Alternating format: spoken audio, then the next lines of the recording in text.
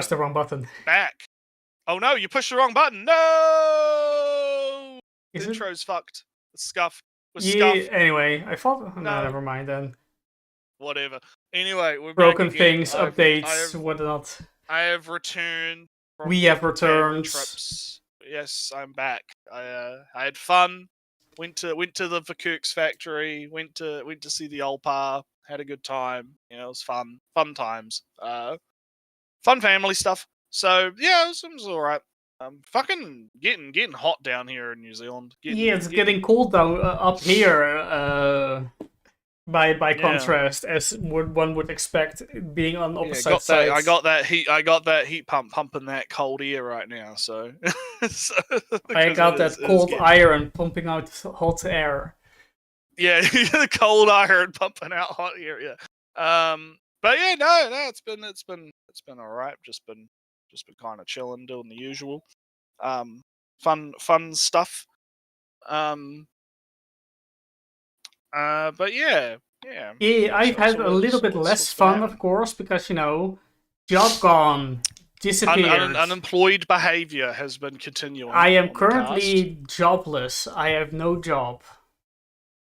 0 jobs. I'm on the unemployment benefits. I cannot afford a single euro of groceries anymore. I am unemployed. Yeah, poor, super poor. And then about to be removed from your home. Yeah, put on the streets. Yeah, mortgage, my Fanbox subscriptions. No, not the Fanbox subscriptions. No, I need to see my art. No. But then I got confirmation that my benefits I would get benefits, unemployment benefits. So the Japanese artists can breathe a sigh of relief. But you can continue to fund the lifestyle of the Japanese artists. With your money that is typically significantly worth more than this. Yeah. But then Retsu, 1 hour later, after I get the message that I am accepted into the unemployment benefits, just after I finished filling in a resume and put it on work.nl, the national, hey, I'm looking for a job site. I got a call that says, hey, yeah, that was a good interview we did. We'd like to make you an offer. Yeah, hey, there you go. Unemployment for all of 2 seconds. All of 2 seconds unemployed. Yeah, good news. I'm on the moment I get on unemployment benefits, I'm getting employed. I didn't know the rest of how much money I would get. That would be a week later. Meanwhile, I'll be hanging out at the fan on the island again. Hey. Different island than your island, of course. Yeah. We're doing a anniversary thing, birthday thing, and then I'm hanging, and then I'm doing a Teams call from the island. La la la la. Hey, we hope you want. They go from. All right. We hope you think this is enough. We're going to offer you more than your previous salary. Hey, you'll be able to afford 16 gigs of RAM. And they'll pay you in RAM sticks. That's the new payment. You get paid in RAM. And of course, I have to go from. Yes, I'll consider your offer, of course. Oh yes, and I have to think about it, and then I have to think. Yeah, think about it real hard. Yeah. Of course, I would accept right on the spot, but that's not a good form, of course, to do so. Yeah. The RAM shits. Listen, I'm not gonna feed post about what we should do to the AI cabal, but let's just say after listening to Jensen on Joe Rogan, I have become very radicalized. Ted Kalinske.gif. Let's just say Let's just say, yeah, Sam Altman. Yeah, Sam Altman, definitely. Yeah, we need to. So, look, we need to act accordingly. Okay, we need something, because these people are insane. They want to create like AI Jesus or some shit. It's fucking it yeah. Uh, and yeah, they're just buying the wafers. They're not even buying the chips. They're just buying the fucking silicon that makes the chips and causing a shortage in RAM for no fucking reason outside of their own greed. So yeah, fuck them. We Yeah, need to, hoarding behavior. yeah, hoarding behavior. Yeah, because like, oh, we need to make our data centers though. Listen, Ellie, all of these data centers. This is Jensen on Joe Rogan, by the way. We're gonna have mini nuclear reactors to power all of the data centers, like just a little tiny nuclear reactor on site, because because we care about power prices, right, and not wanting to take too much power from the grid, right? Because these Mhm. data centers are going to take so much power, and it's going to fuck people over. And so yeah, we'll just make a bunch of nuclear reactors that we'll put right next to. It'll be cool. It'll be fine. You know, Right? Don't worry about it. Normetsu, we'll get back to my life story in a minute. But yeah, I wouldn't be so against the power thing, because that's kind of useful, right? But building some energy infrastructure for the electrification of the grids, and getting rid of the oil in the meantime, etc., etc. Bigger plugs. Oh yeah, Bigger. I'm not anti-nuclear in general. I'm just No, like, no. I'm more like, you guys are fucking like insane. Like, why can't you just wait? Just fucking wait. You don't need to create AI Jesus right now. You can fucking wait. But big advice of the stream. If you're looking to upgrade any computer shit, you should do it right fucking now, because things are gonna get Yeah. way more expensive real fucking quick, and they're Luckily, expected to stay expensive until 2027. So yeah, luckily have fun I'm with that. getting a payout package because they are firing me.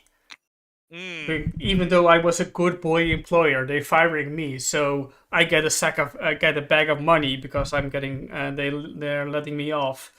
Um, mm, whatever I'm going to do with that money, Naretsu, I know mm. I'm going to buy a 16K 3D resin printer. Oh, nice. Get into that 3D printing shit. I bought like the Gen Zero 3D printer. It was Mm, very neat, but it's very low resolution, and the it's like FS filament. It's mm. filament printing. Um, Yes. Although and filament, I know that the more recent filament printers yeah, are but pretty I have useful. one The 3D newer printer ones. and it's Gen Zero. Before it was, Mm. it was commercially It available and reminds very me neat. of when I was working at the after school program. We had a 3D printer, and that thing would fucking jam up. Or I'd come into work, and the guy that I worked with, the fellow tutor, right? Hmm. He would be there earlier than me, and he would just be sitting there pulling the clogs out of the fucking 3D printer because it like clogged overnight Oh trying to print yeah, something.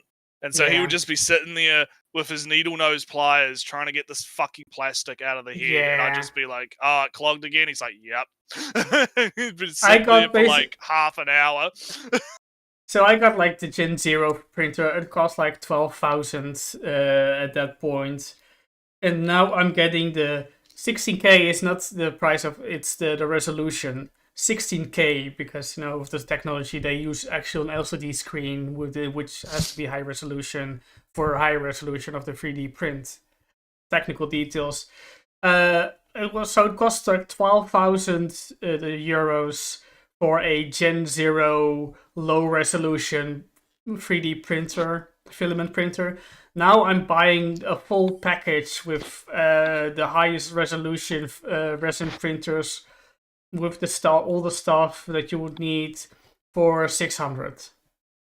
Yeah, like I'm looking at my tech site PB right now, and I'm seeing, you can get 3D printers. Like they got the Creativity Holt, that's like $700. Mm. That's actually not that bad. Um, I look the creativity. Like, a lot of them are around like 1,000. Like the prices have been going down, which is good. Yeah. It's just the only issue for me is I just do not have the fucking space. I do not have the space for that shit.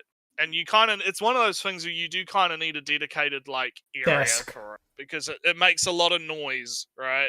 Yeah, so I put it down in the basement.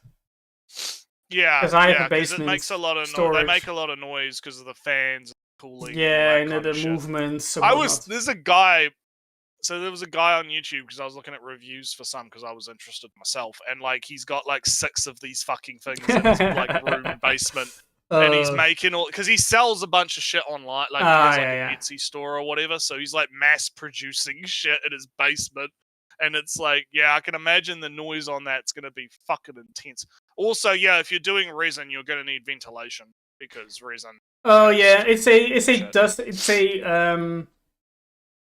a breezy basement. It's just, Yeah, as long as you have good ventilation, you'll be fine. Well, it's not good ventilation, but I put it on for the night, and then it will, before it's done, it will breeze itself out. It's fine.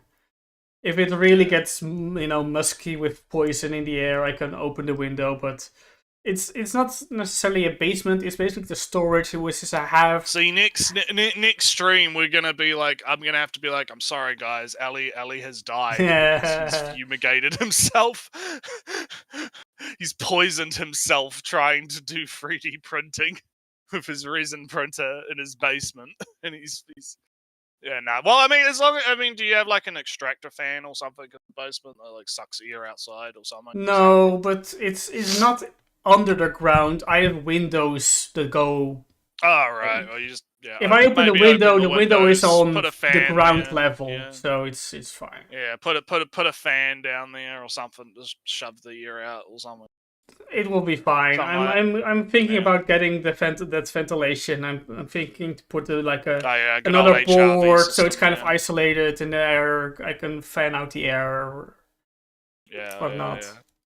But anyway, next stream, Ali is sadly deceased. But also, Naretsu, now that I'm going to earn more money, I thought about getting a car. I was thinking about getting a car for a while. Oh, fancy.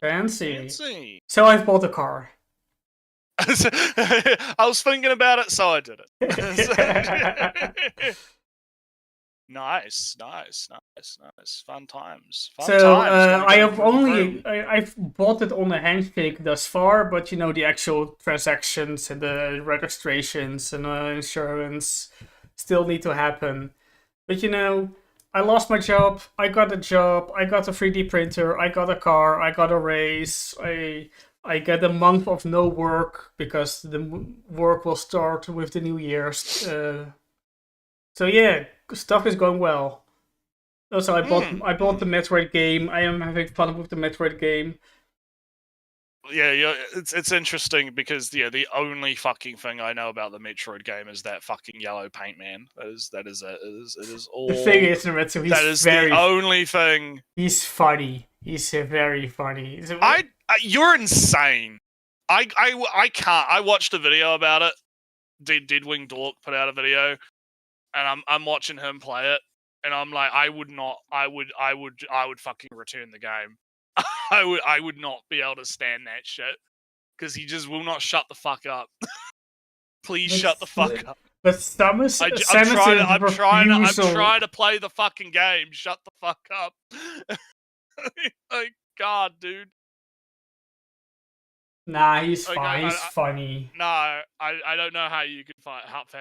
I guess I'm just built different. I can't find that fucking shit. I'm sorry. It's like, no, please shut up.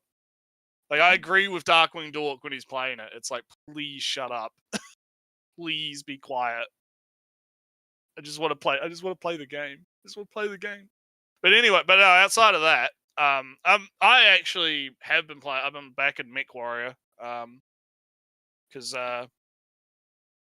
you're still there, or we do? Yeah, I'm still here. I'm listening to your. You went quiet. I'm listening to your MechWarrior. Oh yes. So yeah, I picked up Shadow of Kerensky. for 5 Mercs, and I've been starting a new playthrough of that, and playing that, and that's been good. So MechWarrior at 5 Mercs is actually really good now. They've gone through so many DLCs and expansions and stuff. It's pretty fully fleshed out now. It's really good. Big stompy robots blowing stuff up. Can't go wrong. I know they had a new DLC come out for Clans, but I haven't picked up any DLC for Clans yet, and I haven't actually finished Clans. Because I'm probably going to wait till I get a new GPU in like the next 2 years. No, better save up. Oh, I was kicking I should have got one during Black Friday, because there were some good deals on like the 5080s, but I was on the trip, and I didn't know how much I was going to spend on the trip, so I kind of was like, oh, all right, I guess.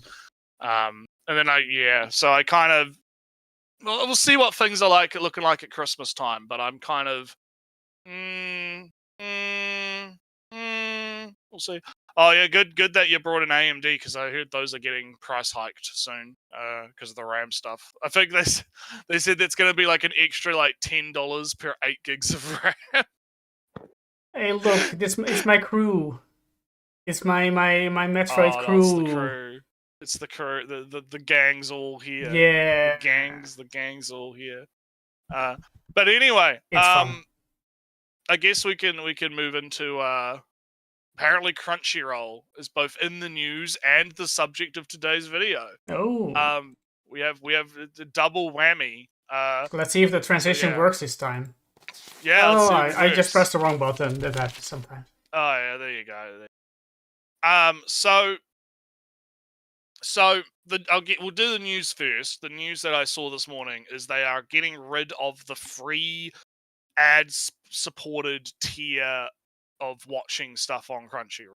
So it used to be that if you didn't buy the subscription, you could watch animes for free, but you had to deal with like 25 fucking ads or some shit. It wasn't that bad, but I remember using it back in the day. For I, watched anime the correct way. And you'd get like American ads or whatever fucking spliced into fucking videos or whatever, and it was annoying as shit. But at the same time, it is kind of having the free tier there while it was shit, and I wouldn't recommend people use it. Yeah. Still nice to have. Still nice to have an option, for people. If they're stupid enough to want to support the industry, quote unquote, right? By watching on Crunchyroll, then they can they can do the thing. I guess, yeah. But basically, that was the big news. Was people are mad because Crunchyroll is like, haha, fuck you. You got to pay for the service. Haha. Oh, hey, Samu's here. Look at that. Hey.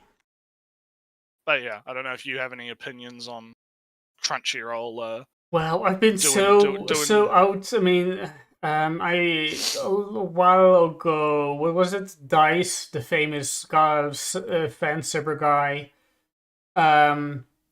He had this big article on the subs and the programs they use, and they are hating on Aegis subs these days, or corporate is hating on it, and their new system is terrible. Dice. And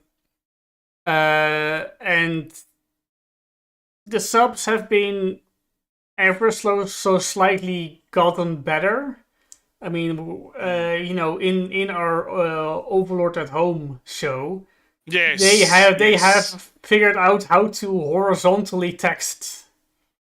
Yeah, hype. Great, great advancement in technology. We can do vertical text, or no, we can angle text. Put it on 90 degrees, which is a great. We've made great strides in subbing technology. Hopefully, I mean, of course, there's the risk it's still AI and and all that stuff. But if they look better, that's also very nice because Well, there was that news about the Amazon AI thing that I reviewed about that. Yeah, where Sentai and Kadokawa weren't even like aware that was happening with, what was it, Banana Fish, I think was the anime. and also They did No like Game an Alive and another. they did like an AI dub or an AI sub dub or whatever, and I believe Kadokawa and whatnot are not happy about that. So yeah, and I mean, yeah, I have to. yeah. I So mean, it's early, kind of early days. We need to get some, if it's even possible, really get more details later. I haven't been well, I mean, I've been out for the last week, so I haven't Oh been yeah, me following any too. of I the have to. Oh yeah, I've been. I mean, I was going out to buy a car, hanging out with a Yeah. family. I have not been following. Like, I just saw glimpses of AI fucking shit, bad, right stuff. Hmm. But getting back to kind of the shitting on Crunchyroll, right? Glass Reflections, man, not seen him in a hot minute. No, because I think Not I find him kind of boring. Even he kind of so it's funny because I remember back in the day, he was a big name. He was a big name. People watched his anime reviews a lot. He was very big during that kind of anime review era of AniTube, where people were given their scores and their 7.5s and their seals of approval and their all that kind of fun stuff, right? Doing their very short form reviews, because back mm, then the meta was like 10-minute videos, right? So they were doing more short reviews. He kind of was like the king of that space, and he was a member of like the Podtaku crew with Gigic and whatnot. But I think that as time has kind of gone on, right, it feels like he's kind of been left behind, right? yeah. He's sort of been left in the wayside, as because Giga and the Anime Man and all these other they moved on to Trash Taste and are doing the Trash Taste thing now, and they're kind of going to Giga just put, I mean, I haven't watched actually his anime short thing or whatever that he helped No, me make, neither. right? I know it exists, But but good for him. but he's reaching like big heights, right? They've all kind of gone off on their own ways, and it feels like our man Glass Reflections here has sort of just been stagnant. I haven't watched him in a long time. I don't think I subbed to him anymore because I stopped watching him because I found eventually that content got boring, right? I feel like it feels to me like he's kind of just disappeared from like the public consciousness. Yeah, He but kind of just sort of vanished and has not been relevant. I've missed the entirety of AnyTube basically. I wasn't there. I was on 4chan during that whole time period. Um, so I've just never, you know more about the people in this space than I do. Yeah, the deep lore. The Yeah, deep lore, the old I am texts. entrenched. I am entrenched in deep lore But fun times. Yeah. whenever I've watched an anime review sometimes, rarely, but I've Mm, never. His videos were never interesting, exciting. mm, I mean, mm. I don't know if I saw some Redline review from him because I was interested in reviews. His content's, I would describe it as it's not bad, but it's not groundbreaking, right? He Hmm. makes good content, but it's just sort of there, if that makes sense. And I think that is like shown in his like popularity and stagnation, because you have other, even Mother's Basement, right? I don't know what his sub count is compared to Mother's Basement, or what his view counts are compared to Mother's Basement, but even like Mother's Basement, for better or worse, he is like a colloquially known name, right? He is a name that people recognize. They know who he is. He comes up a lot, even if it's for like dumb political drama on Twitter or whatever, right? Hmm. Like people know him. Glass Reflections, man, just sort of exists, but no one talks about him, and he doesn't show up, and he's just kind of there. So it was interesting when you were like, "Oh yeah, let's cover this video," and I was like, "I have no idea what the fuck this is going to be about." And I think we did. I know we've covered him before a long time ago. A long but time I don't ago, remember. It years was like maybe. pre live stream era. We covered one of his videos, and like, yeah, no, I remember him fondly. I remember when I was younger, I liked his stuff, but like, I basically grew out of it, and now he's just kind of like the. So I'm interested to see what he's going to be mad about. But I guess before we get into that, I'm gonna crack open the old drinkerino. So yeah, just get the mic in the right spot. There you go. Nice crack on Hey. that one. Good on. Anime Pope.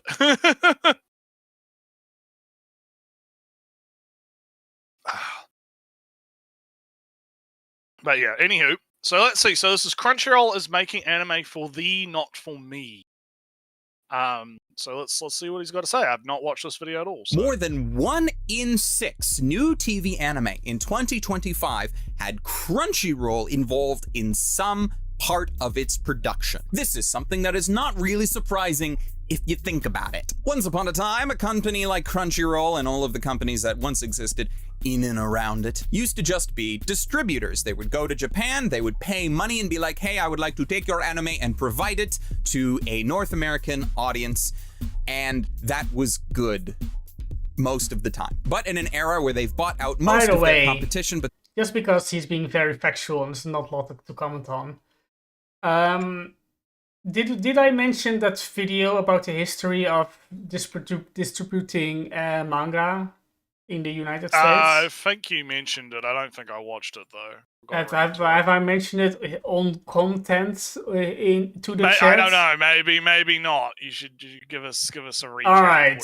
There's a video that says how what was the exact title is like how comics got nuked into irrelevant and anime them dominated forever. Manga dominates forever. Oh, the actual title is something different. I'll say it later. Something like that, yeah. Something based manga, something. Yeah, comics bad. And it goes into deep detail about how people started with the idea that maybe we could release a manga in the United States to, hey, I got some properties that I might get into some shops in in the United States. And that totally failed, but we're not going to give up right now. Let's continue to, and on. And it details the slow introduction of manga into America, in this case, English-speaking world. And the fun thing is this video actually interviews the distributors, the CEO of those companies back in the day, and what they were instructed to do, what they were just a lowly employee that got picked by the head Japanese company man and says, hey, I like you. You are now responsible for the entirety of the distribution manga in America. Go ahead. Good luck. Have fun. Yeah, have fun. And how they tried and what they did, and when someone new came and what they did, and they changed some, etc., etc. And all the way from 1950 almost to today, the entire timeline. Very interesting, very neat. Although it doesn't say how manga nukes comics from out of the United States. It's just the history of manga and how it got introduced. Good video. I'll put it in chat so you people can. Yeah. The peeps can get a history lesson. Can be a good time. History lesson. Good fun history times. And that's what I kind of mentioned when he was saying that Crunchyroll is now more into the production committees. I believe. I would argue, right? So I would argue that it's less, because I think people do this thing where they humanize companies, right? And they view Crunchyroll as like a singular entity, whereas what Crunchyroll actually is it is a subsidiary of Sony. Yeah, right? that too. That so I don't think that. So I know Crunchyroll, I believe, was starting to kind of buy their way into production companies before the acquisition. Mm-hmm. But in saying that, I would make the argument that at least now that's more Sony money than Crunchyroll money, right? Yeah. It's more Sony is getting onto the production committee in a different name, right? Right. So, and also I believe it's worth noting that how like the production committee stuff kind of works, because you have a lot of people, especially that defend Crunchyroll, who tend to be like, "Oh, Crunchyroll is like creating all of these anime. It's just they're funding it."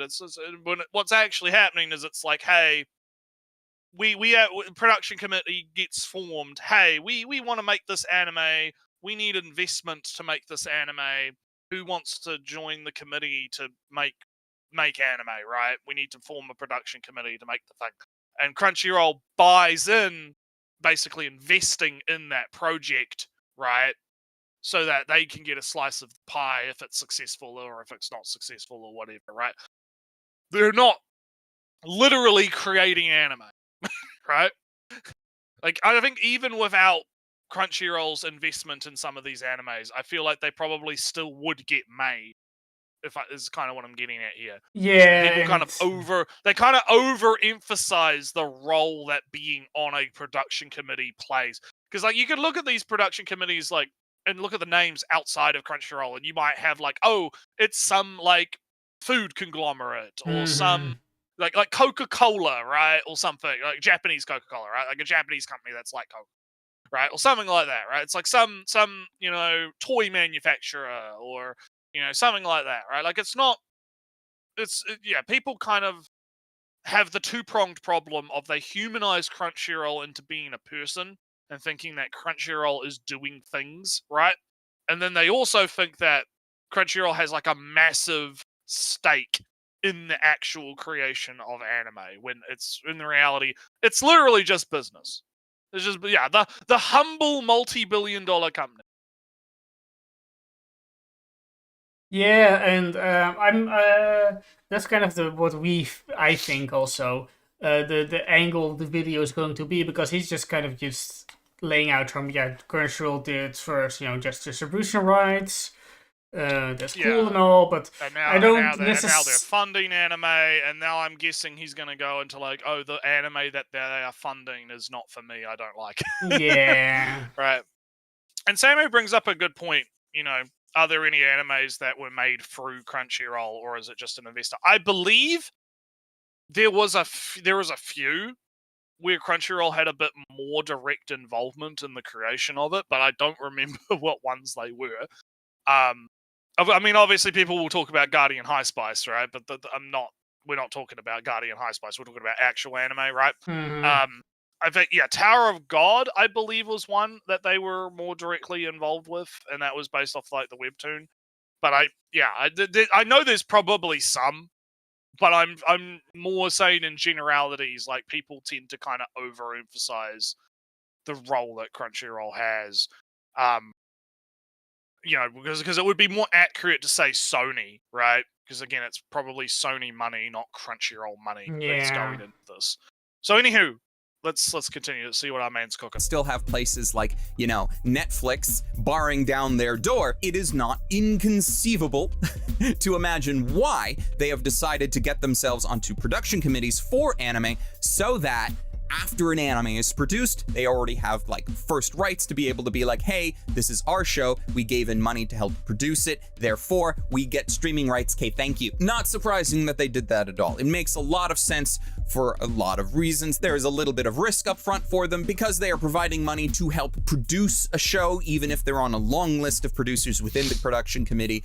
They're still putting money towards a thing that isn't made yet and may not be good, but they're putting their foot in the door, and it probably pays off more than it doesn't for them. And because of that, while I'm not saying that shows without the help of Crunchyroll or an American company wouldn't get made, it is still more money that does help make more things. Which doesn't actually, because it's in the whole thing of the anime industry. I'm putting this as a question, but I know the answer. No, there isn't. Anime production is getting not more money now that more anime is being made. They're just kind of getting the same amount of money, and they have to make more anime with it these days.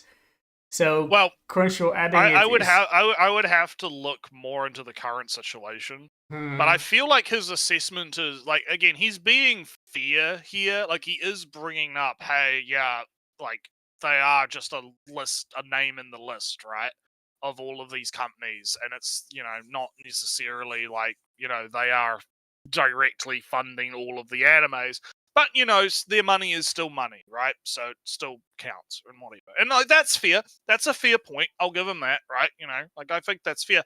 I'm just kind of wondering, like, I feel like, because this is a 20-minute video, right? I feel like he's dragging the point a little bit. Like, I kind of want him to start getting to the point, right? As to, like, hey, yeah, where is, I'm wondering where this is going, basically, right? Where is this fucking going? I want to get to the point. Because, right, so far, like, he hasn't really said anything that I disagree with, think is factually wrong, right? Like, it's like, yeah, no, they're buying into production committees, they're investing in shows that might do good, they might not do good, right?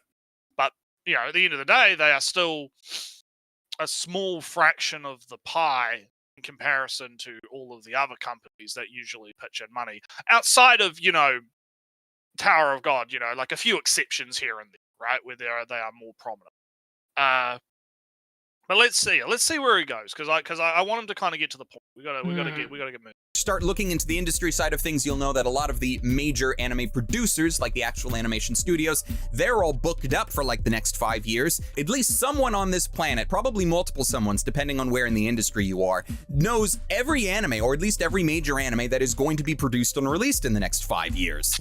This is a thing. They're all under NDA, so I'm not going to be able to bribe any of them, but they exist. And I feel that what Crunchyroll decides is worth co-producing, providing money for, in some ways shapes the landscape of anime. Just because okay, he's kind now we're getting off the rails. Now we're getting.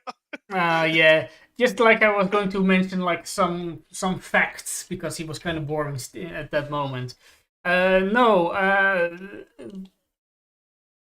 Today, right now, Naretsu, somebody is starting to write his web novel on Shosetsu today. Yeah. This is today. Yeah. And in 5 years' time, it will become an anime. It's not that they know five years in advance.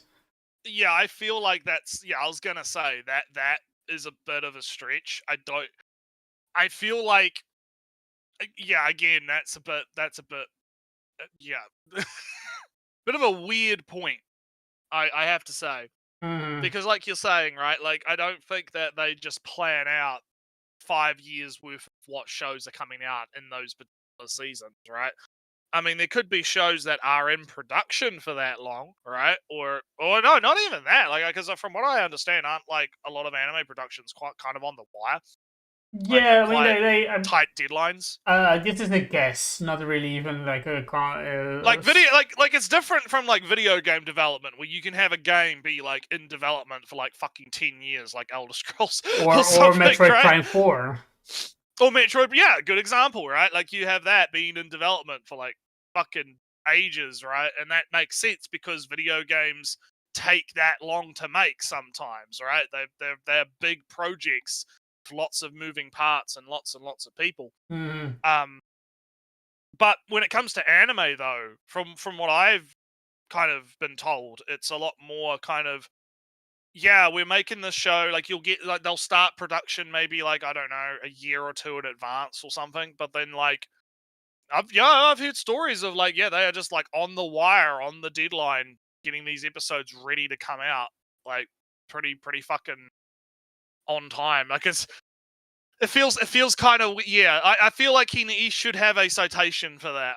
That feels like a kind of claim. But my actual problem is he's kind of shifted, right? Because like literally a minute ago, he was talking about how, oh yeah, Crunchyroll is just a name on the list. You know, they're just one piece of the pie.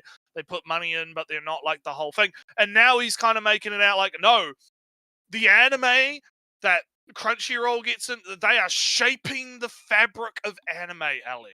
They are shaping what anime gets made by investing their money into certain shows, right? And I think, I think again, it's a stretch. I think it's a stretch to think that Crunchyroll's investment in shows is what's driving, the things that are getting made. Yeah, but not to the point he's arguing right now. Yes, Crunchyroll being willing to put money towards one show and not the other means that the show that gets the money is going to get more funding, blah blah blah blah blah. But it's not, to an extent, it's not a I don't know, a Amazon endorsement or something. That's your product. Well, my problem is, like I said, it's like Crunchyroll's investment is just like one part of the pie, right? Mhm. It is one. They are one part of the. You look at the production lists, and they can have like upwards of 10 different fucking companies or whatever, right, or something, right? Like, it's not. I think it's overemphasizing Crunchyroll's ability to move trends and to finance, decide what gets made and what doesn't, right? I personally think he went from on the right track to on the wrong track very quickly. But let's see where he goes. As far as what actually gets made, like to the part that they're able to financially help it, but then also to the part of what they get and what they then release and, for lack of a better word, popularize in the North American sphere of anime watchers. So this came about because this season there is a Crunchyroll isekai anime that is getting not an insignificant amount of promotion. It is My Status as an Assassin. Obviously, we're not watching that. And No. I haven't seen anyone fucking talking about it. So what the fuck is he talking? This is a real big problem, right? Because I guess he's trying to make the point of like, okay, so Crunchyroll, I guess, is on the production committee for this show, right? Yeah, I might go guess. have a I look hope. at. I wonder if I can go and find information on this. I'm gonna have a look while I'm talking. So I can okay, so Crunchyroll is, let's say Crunchyroll is on the production committee for this show. Crunchyroll has the rights to the show. Crunchyroll has the show on their platform, and they're advertising it strongly, I guess. They're pushing the show quite a bit. Understandable. Like, that's usually what happens when you like buy the rights to something, right? Yeah. Like, you're gonna advertise it, right? Like, it makes sense, right? Makes sense. So my issue here is, again, we're not we're not watching it. You're not watching it. I'm not. I don't see anyone on Twitter in my circles talking about it. I've not seen a single advertise. I mean, again, I have ad blocks, I guess. So maybe that's the problem. But I haven't seen anyone talking about it at all. Right? Like, no one in my circles even knows that this show exists.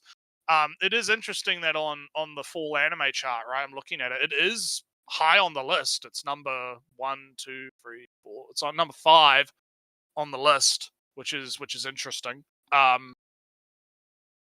But let me see what the Mao has to say about it. I'm going on the 4chan for a second to see if it's. Oh yeah, we'll just see if people on the old 4chans are talking about it. Yeah. I don't see it yet, but I have to check both titles. So I'm going to just look at it. Like, manually. I would believe that it's popular, right? But I see more people talking about, like, the One Punch Man because it's bad, right? Because it's bad, right? People are talking about it. I see more people talking about My Hero Academia because I'll talk about it probably later when I talk about it. But there's like drama around abusive people not getting their comeuppance or whatever. I see a thread about the last boss, the wild last boss. Yeah, I mean, I don't see a lot of people talking about Last Boss. I don't see a lot of people talking about Toa, right? Digimon, I don't see a lot of people talking about. Like, I don't see a lot of people talking about anime. So maybe I'm just out of the loop, right? Maybe because I'm so anti fucking community, I'm just not in the loops anymore. You know, I'm an old man sitting on my porch yelling at the fucking kids in the lawn, right? Or something.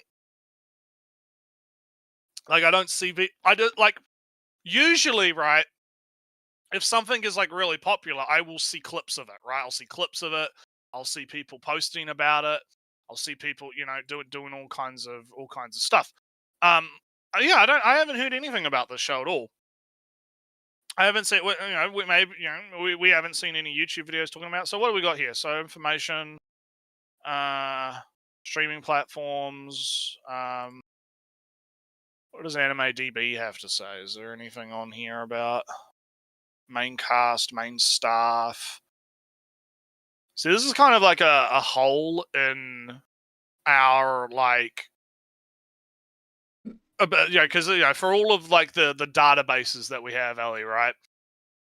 Anime production databases are not very great. Oh, it has a. So on Mal, right? Mm-hmm. It's got 6 recommended reviews, 15 mixed reviews, 26 not recommended. For the Assassin show. Yes. Maybe that's why we haven't been talking about it.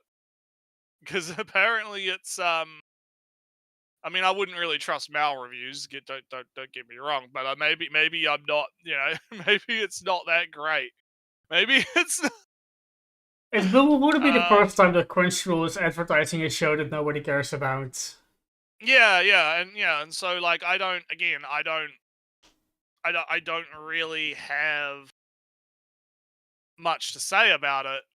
Maybe in Glass Reflection, what's his name? Akata? I can't remember what his name is. Maybe he in his circles everyone's talking about this show, but like, yeah, again, we don't have the same experience, so No. I can't really speak to that, right? It's kind of weird. But I guess to kind of go with the point, like, I'm not surprised. Like, again, if Crunchyroll's heavily advertising it, like, I don't think Crunchyroll heavily advertising it means that it is necessarily popular, right? And that people are kind of talking about it. I think that you kind of need to like break, like, to classify something as being like popular, it has to become like household, break into the public consciousness type stuff, like One Punch Man and My Hero, right? I would say they have definitely broken into like the internet consciousness, right? But yeah, anyway, let's keep going. Yeah. Seeds the heroes. The show itself is okay. I don't have much of a problem with the show itself. It is a fairly bog standard isekai where you have a class of people who get summoned to a fantasy world, and you know, our main character just happens to be super over the top powerful. They were summoned by a kingdom that has some nefarious purpose for bringing all the heroes here. They have them all put their hand on a freaking orb that tells them their stats and abilities and all this other junk, but our main character is just super awesome because he's an assassin, which apparently is a weird thing here. You can clearly find all of the tropes that were added to the dartboard that was thrown on at one point in time. In fact, it's a little weird to me the amount of similarities that at least the initial episodes of this show has with like Rising of a Shield Hero. There's a lot of comparisons that could be made. I'm not going to make them, but then when you consider how could that even be? It wouldn't be like they were all created under similar circumstances. Let me do a quick Google arena. What does the Wikipedia say about this series? Has Wikipedia got a page on it? It does have a page on it. What does Wikipedia say? So it is a novel series. Novel series was written. Original run was it's from 2017. Okay, that is. I said I would update it. I never did. Yeah, you always say you're gonna update it. So I'm not saying it right now, though. So it was a novel series. Not what novel or. Well, there's 2 entries. There's novel and then there's light novel. Like so the web novel was first. in January. So the novel's original run was from January 2017 to the present. The light novel started in November of 2017, so it didn't get published. So basically, it started as, I guess, a web novel. What does it say? Japanese light novel series written by began serialization on user-generated. Oh, it's a Naro! Hey. It's a Shosetsu! So it started on Shosetsu in January of 2017, was later acquired by Overlap, who began publishing the series under Overlap Bonko imprint in November of 2017. A manga adaptation illustrated by someone began serialization in July of 2018, and then the anime series was in adaptation is produced and animated by Sun. Oh, well, that's probably why. It's probably because of Sunrise, right? Sunrise is pretty big. Premiered in October of 25. So it is interesting. Like, the interesting thing about this is just how quick, right? Like, okay, starts in January as a Shosetsu, right? Instantly gets picked up as a light novel in November, right? Right? So like almost a year, right? Almost a year into its like run, it gets picked up. And then in the very next year in July, it gets a manga. And then the anime comes out. What's that? 2018 was the manga, 18, 19, 20, 21, 22, 23, 24, 25. 6 years later, it gets an anime.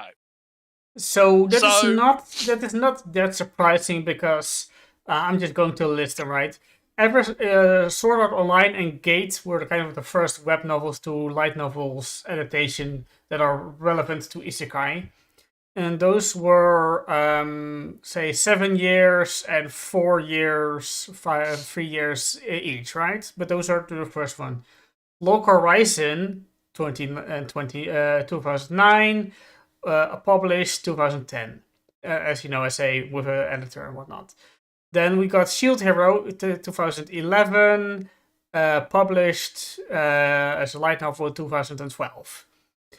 Tanya the Evil, so Tanya, Shield Hero, Isekai Restaurant, Cheat Magicians were all turned into light novels in a year, or in the next year. Same Slime, same for Slime, same for Konosuba, same for Isekai Restaurant, same for Death March, Moon, Eighth Sun. Basically, ever since 2011, and also 2009. These stories, web novels, have been adapted in a year or in the next year. Right. Okay. Well, okay. That's interesting though. It's still interesting. I'm just reading. So the anime was announced in February of this year. So that doesn't necessarily tell us like how long the anime has actually been in production, because they might have been making it before they announced it, right? But again, holes in information, right? We have to kind of work with what we've got. I'm just flipping through here. There was a web game. Apparently a web game came out at some point. Oh, man. The reputation section on Wikipedia, guess what? Guess what it says, Ellie? No. It only has one sentence. One sentence. It says, by February 2025, the series had over 1.5 million copies in circulation. Which is pretty good. That's, 1.5 million is a lot. That's and that's it. That's all it says. That's all it says. There's nothing about its popularity outside of that. So that's kind of just for funsies. In 2015, in the year January-December of 2015, both Spider and I Want to Be Average were both adapted from web novel to light novel in the same year. So within the 12 months, at the very least. Interesting. Yeah. So basically, yeah. I guess like it makes sense to me. The show, the series is obviously popular, right? I mean, if it's selling enough, right, and it's popular enough to get picked up. I think that we're seeing a resurgence, Ellie, of a classic trope on the show that I've not talked about in a long, long time. Good old anime tunnel vision. Ooh. Good old, it's back again. We're talking about anime tunnel vision in the year of our Lord 2025. Because this is what happens when you don't think about the manga side of it, right? Because again, if you're thinking about this from an anime perspective, like anime only perspective, you would think that this series kind of just materialized out of thin air in February, right? Right? Like, oh, they announced it in February, so they must have like had it in production for a year or so, right? And then it just magically comes out in October, right? Whereas the issue with that view is it completely ignores, no, this is like a relatively well-selling light novel manga series for like at least 6 years before that, right? Like there's clearly something else going on here, right? And it's fine if it's not for you, right? Again, we're not Mhm. watching it. We're not covering it, right? We don't really, we probably glossed over it on the seasonal chart, right? And just Yeah. kind of were like, whatever, it's another isekai, don't care, right? Um it is fascinating we chose Last Boss kind of as our isekai of the season and not that, right? So especially if this one is apparently more popular than Last Boss.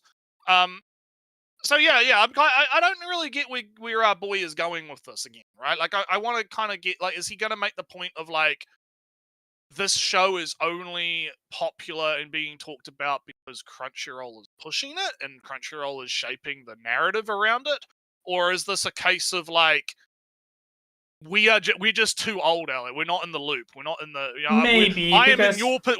It's like you not being on Twitter and me having to explain to you what's going on Twitter, right? so Like I am now in your shoes with this, right? we're both in Where the shoes. he is talking about oh man, all of these people, oh man, they're all talking about this anime. This anime is getting advertised and pushed everywhere, and it's like I have no fucking idea what this man is talking about. Where is these discussions happening, right? What's On his going weird on here? forums and Twitters and whatnot. But no, I was just going to say, you are paying, you are giving Google money for the YouTube. I'm not. Yes, I'm a cuck. Yeah. Yeah. I just close my They raised eyes the and price of mute. that recently, by the way. Caleb Hammer is going to scream at me for giving you. No, really? I haven't no. seen that episode. Yes, they raised the price by like $10. It's actually really bad. So because it used to be I think it was like, so in New Zealand money it used to be like $12 a month, right? Mm-hmm. And then they raised it to 13, like I think about like 2 or 3 years ago. And then they kind of, I think they raised it, but they didn't raise it for people that had already subscribed past a certain year. Because I joined relatively early, I believe, because I wanted the music more than anything. I liked Google Play, which eventually became YouTube Music. But I liked, I liked it, right? And if you bought the YouTube subscription, you got both, right? Yeah. So back in the day, it was a good value proposition to just, okay, I don't have to worry about ads. I get to support creators with the fucking red money or whatever. And I get the music thing that I actually want, right? Like everything else is a bonus. And then recently they were like, oh, because of inflation or whatever, it's going up to $22 a month. 10 plus? 9? Yeah, they raised it by like $10. And I'm like, holy shit. I mean, I can still afford it. It's not a big deal.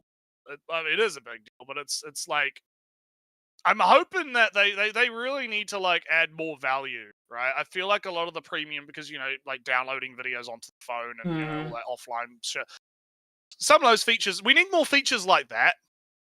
Features that are actually like usable and not just like dumb shit. Because they need to justify the price hike. But this is getting into a completely different discussion. But anyway, because I just I close my eyes and mute the audio whenever an ad plays. But sometimes I'm too late, so I do catch what commercial they have. And these days, whenever the video that I'm watching isn't about crime or whatnot, or maybe even sometimes when it is about violent crimes and terrible court cases, yeah, you're seeing those Coca-Cola ads next to those terrorism videos. Yeah, like back in the day, Adpocalypse 1.0. Yeah. But then I get ads for the new Metroid game, Naretsu. Follow Samus on her wild adventure. Blah blah blah blah. So so Nintendo is advertising at least Metroid Prime. So I can say sometimes something about ads. Also, Amazon wants to be advertised real bad, so I'm getting Amazon advertisements. Even though I'm already served by our national package delivery store thing. Whatever, yeah. So again, I think that this is like, again, it's a weird. He's making a weird point, but let's let him cook. Crunchyroll was a big proponent of Rising of a Shield Hero when it came out. The fact that they are also helped co-produce and back this one is not surprising. Now, when I say co-produce, I should probably be clear. This is not in the same level as like Crunchyroll original, or when Netflix comes on and says, "Oh, this is a Netflix original." Those titles don't mean very much. When Crunchyroll co-produces something, it's just they are on the production committee. But the production committees are large, but a lot of different places have a lot of different interests, and Crunchyroll's Okay, so make your mind up. Yeah. Are they important to the process or not? Right? Like, because again, at the start of the video, he was making this point where it's like, oh yeah, well, I mean, like, yeah, they're on the production committees, but it's not like they, control the animes, right? And then he switched right into, well, no, actually, they are controlling the animes. They are deciding what gets back. Oh, but now they're not. Again, make your fucking mind up. You can't, like, what is it? It can't be both at the same time. You gotta pick a side here, all right? It's a little bit silly. Normally is just, their wheelhouse. They want the North American distribution rights. They might want home video rights. They might want merch and things as it relates to North America. These are the things that Crunchyroll is interested in when they get on the production committee. They don't have creative control. Or they usually don't. There's probably some exceptions where they are higher up in the production committee and they help decide more things. That is entirely possible. I'm sure that those exist, especially for the ones that they titled Crunchyroll Originals, except maybe not even then, because again, that title means so he knows nothing. So don't get me wrong in thinking when I say that Crunchyroll... So he doesn't even know. This is the problem. Like, okay, because I wouldn't expect him to be he should probably be at this point in his career, considering he's been doing this for fucking a decade or two, right? Like, I would have expected him to have at least done a little bit of research into this, right? I mean, I don't know if he's still friends with the Trash Taste Boys, but again, the Trash Taste Boys, they, like, especially fucking Gigguk right now with his own anime production. Like, Gigguk, of all people, would know what I think he even put out a video, didn't he, where he kind of talked about what the process was like to get that anime. I saw a video like that. Yeah, I didn't watch it. I haven't watched any of that stuff yet. But like, I know that he has at least been putting out some content about it, right? And being like, "Hey, this is what actually happens," right? So it's not like that information is totally like, a lot of it is, hush hush NDA, don't talk about how the sausage is made kind of stuff, right? So I can understand that, but I think the problem here is he's like both trying to be an authority but not actually knowing the specifics of it. Because, we can say like, okay, we have a pretty good idea. It's kind of like what I was saying with the Wikipedia thing, where it's like, we don't know exactly when the anime started being made, right? Yeah. It was announced in February, but for all we know, they could have been drawing the anime as far back as 6 years ago, right? Because it was manga 6 years ago.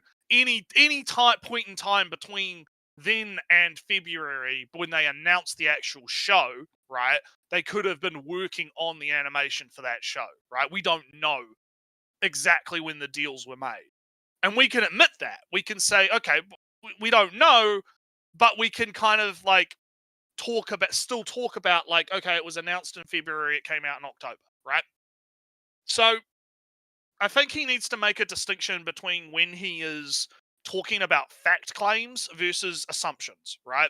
Because it's, it's okay to kind of make educated guesses and assumptions about things. Yeah, because but you need to make it clear when you're doing that versus when you're actually talking about, an actual fact claim, right? Like, this is how things actually are, right? So my educated guess, Nerd, is that animes don't get made the moment they get announced, because what the announcement is when an anime is announced, there's a tweet or whatnot, and when you read the tweet, it doesn't say we are announcing an anime. It says we have decided, the committee has decided to make an anime, right? So that more sounds like the formation of the production committee, more than we are now, the anime is being drawn at this very moment. So at that moment, So I also hate don't. Anime. I hate Anime News now because I just pumped into Google, like literally, how long does a 12-episode anime take to make? Like, Yeah. just basic shit. There's an article from Answer Man from 2018 where he talks about it, but because I'm using fucking ad block, it's like you're using an ad block, and that's awesome. It's like fuck off. Okay, okay, good. I can actually fucking read. Okay. Okay. So the question I have plenty of simple anime. Pretty simple question. How long prior to a show airing does the animation production start? So not pre-production meetings or voice acting or anything like that, but artists sitting down and drawing the whole damn thing. How much of a lead time do these artists need to be able to produce a 12-episode anime? Is 24 episodes just twice as much time? I realize each anime will be different, but a rough estimate would be good. Unfortunately, this is one of those questions where the reader is hoping for something definitive, hard and fast rule, but there basically isn't one. So blah blah blah blah blah. But I just want give me an estimate, my man. Give me an. Okay, no, he doesn't have an estimate. Okay. Oh, very nice. Okay, hang on. Planning pre-production.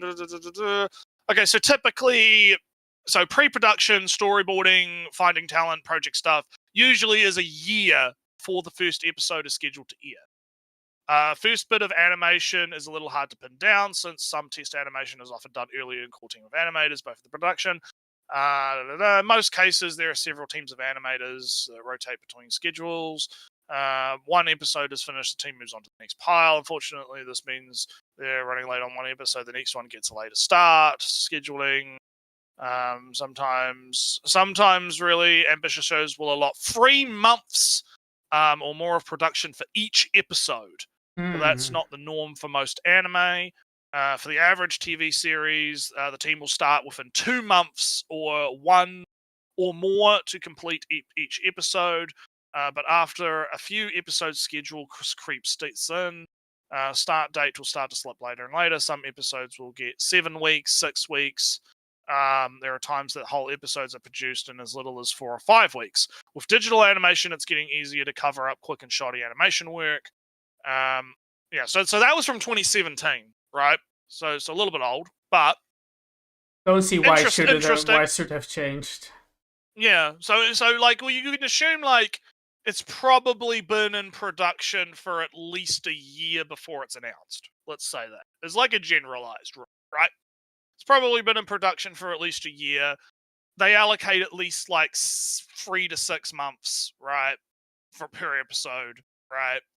So kind of, yeah. So again, and that's the thing. Like, I just googled that, and just found some answers about it. Like I know Reddit's not really a source, but there's also a Reddit thread on r/anime about this from like 6 years ago, saying, oh yeah, it could be anywhere from 10 to 12 months, 2 years, depending, So that's like usually how long it takes kind of to make. So you could say like a 12-episode anime takes like about a year, right?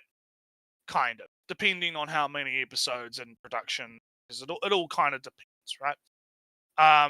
Yeah, but I kind of still believe then that the moment that an anime gets announced, maybe I'll revise it a little. I'll change my opinion, my stance a bit. That the moment the anime is announced, they are starting the production. That's kind of the. But at the very least, they've gotten basic like storyboarding, like allocation of resources, pre-production type. Yeah, they've done some pre-production. They figured the designs for the figures, I guess, and that we know what company we're hiring, and they made the poster for it. Yeah, so they did some stuff already. Yeah, that's what I would assume. But no, yeah, kind of a sidetrack. But I thought that was again. It kind of proves again. If he wanted to, he doesn't have to like shoot in the dark necessarily. He could just look this, just look it up, and just repeat it in the video, right? Hey, this is like the timeline here. But anyways, co-produce this Assassin series that they actually creatively made it happen. They didn't. It probably would have existed without their involvement. They just happened to decide, hey, we want to be the ones to stream this no matter what, so we're going to put ourselves on the production committee. We're going to give the producers of the series a little bit more cash flow with the expectation that once it's released, it's going to be put on our service in North America, which it did. And it is also getting not insignificantly marketed to the North American anime audience. And they're doing this a lot with a lot of isekai. Surprise. They are creating a sort of feedback loop, right? If you look at... So, I know he's about to I kind of cut him off there. He's about to kind of actually get into what the problem is, but he's sort of just, like, we're 5 minutes in and he's kind of just repeated himself twice, right? He's kind of like, yeah, they're you know, they're on production committees and they're funding things and advertising things that they fund and, you know, all that kind of stuff, right? But they're not like that big of a thing. But at the same time, they are directly involved in pushing these shows into it's a big problem, right? Like, yeah. He's kind of getting Like, worse than Mother's Basement right now. Yeah, like Mother's Basement at least like gets 10 minutes before he starts repeating himself. Our man here is like 5 minutes. He's like, because I kind of get what he's trying to say here, right? He's trying to say that yes, they're on production committees, but they're a tiny slice of the pie. However, the way that they're advertising these shows is having an effect on like the public osmosis, right? Of like what shows get popular, what shows get talked about, what shows are like in everyone's public zeitgeists, right? But again, that whole argument falls apart when you have people like us that are not in the public zeitgeist, right? We're not watching anime on Crunchyroll. I don't even know what fucking shows Crunchyroll is a production committee on at all.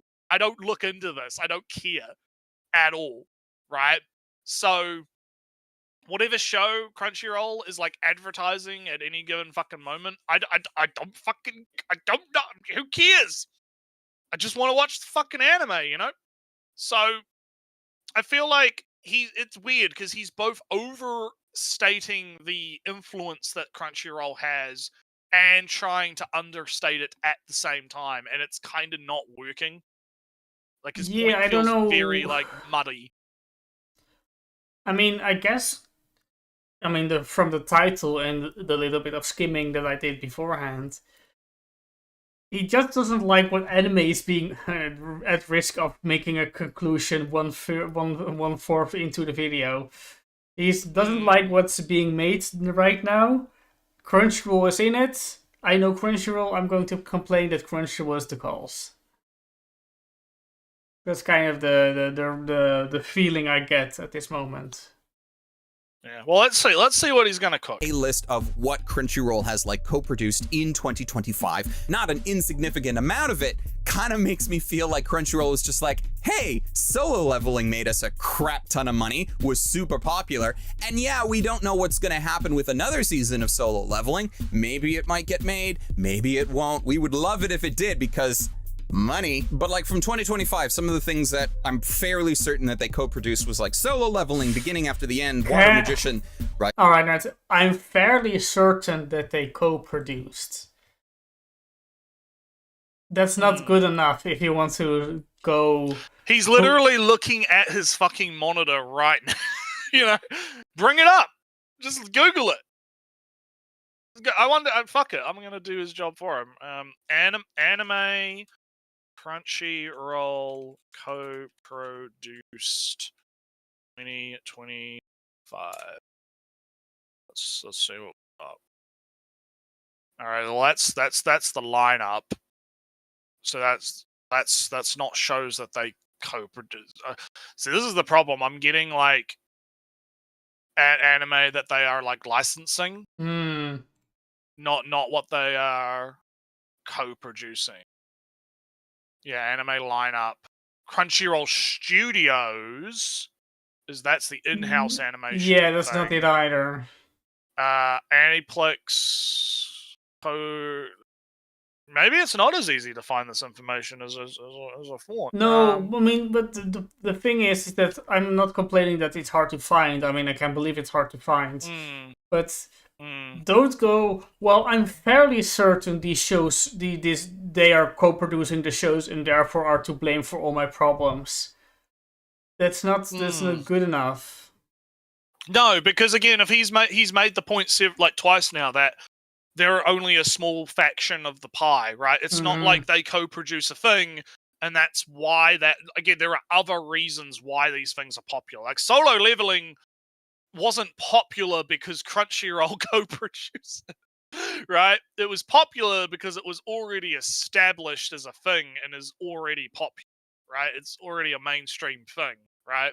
I was hearing about Solo Leveling way before the anime even existed. I remember people talking about this like Korean web novel I heard of it. thing, right? I remember that people were hyping it up and being like, yo, Solo Leveling is so fucking cool, dude. It's so based. Oh, fuck yeah, hell yeah. Can't wait for the anime. Yeah, fuck yeah. Right? Like, I remember that this was like, I don't know, fucking like 5 years ago, right? Like fucking like years ago, people were talking about Solo Leveling. I knew that was going to be a smash hit before it fucking got announced as an anime.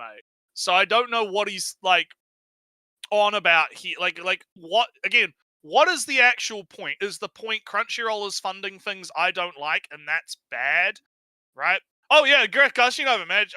Well, it was Chainsaw Man that it outsold. I don't know if it outsold Solo Leveling. I'd have to check the numbers, but I know Gushing Over Magical Girls outsold Chainsaw Man. Yeah, but I don't know. In the first week of sales, it outsold. Well, but Chainsaw Man got a movie that made $1 billion. So well, the movie was but the movie was significantly better than the show, from what I understand. So whatever. Animated a High Park or something. I don't know.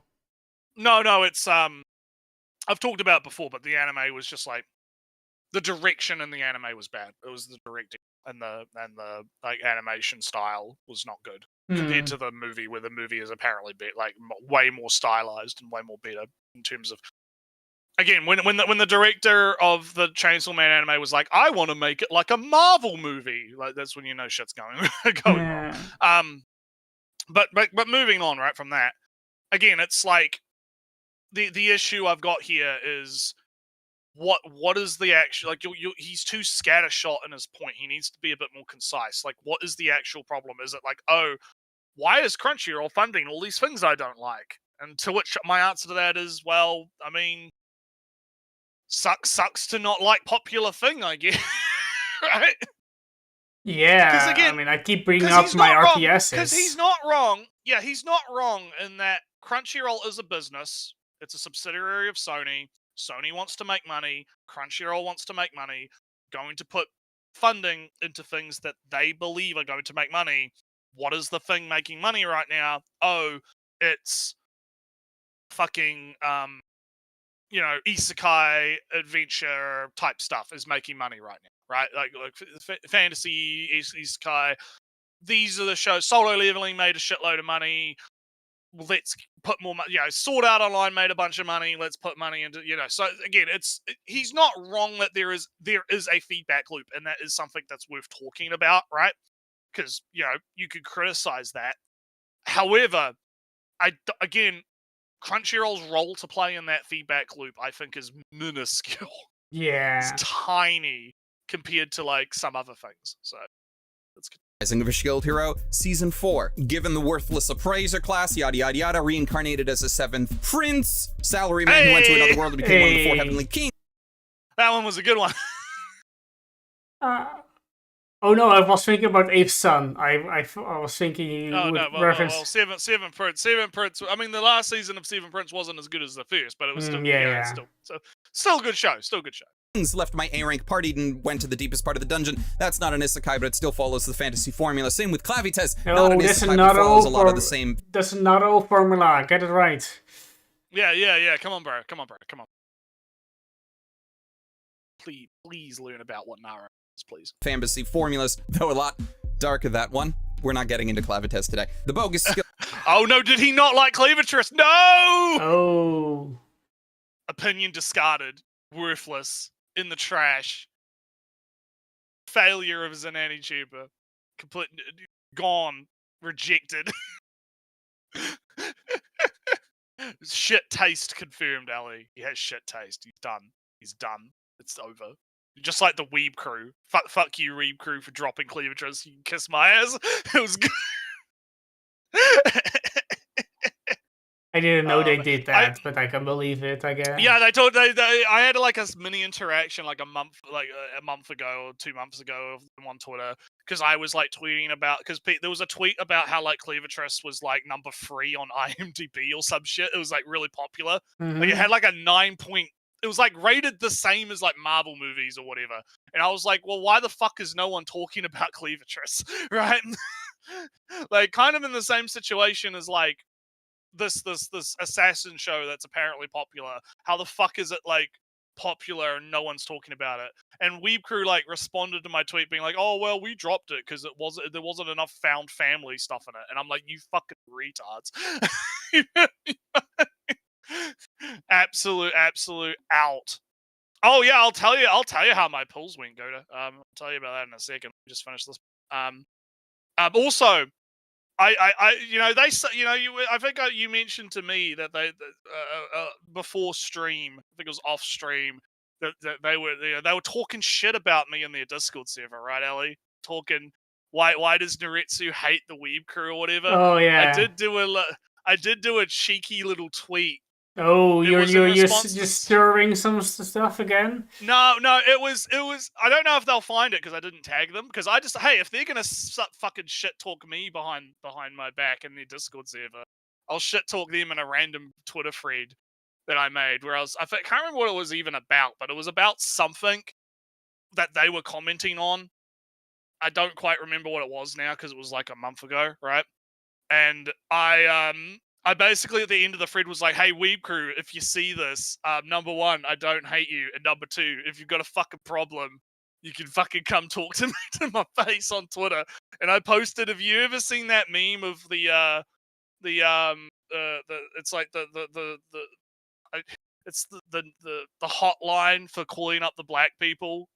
And it's like, call me, talk some shit, bitch. Oh. Fucking link to that. Little tongue in cheek. Little tongue. Look. We're all look. Oh, look. It's all fun and games. Just for you, Naretsu, I searched your name, and the only mention was the one time they were talking to me. That one time, yeah. I know. That's again. I'm just. You know, it's all fun and games.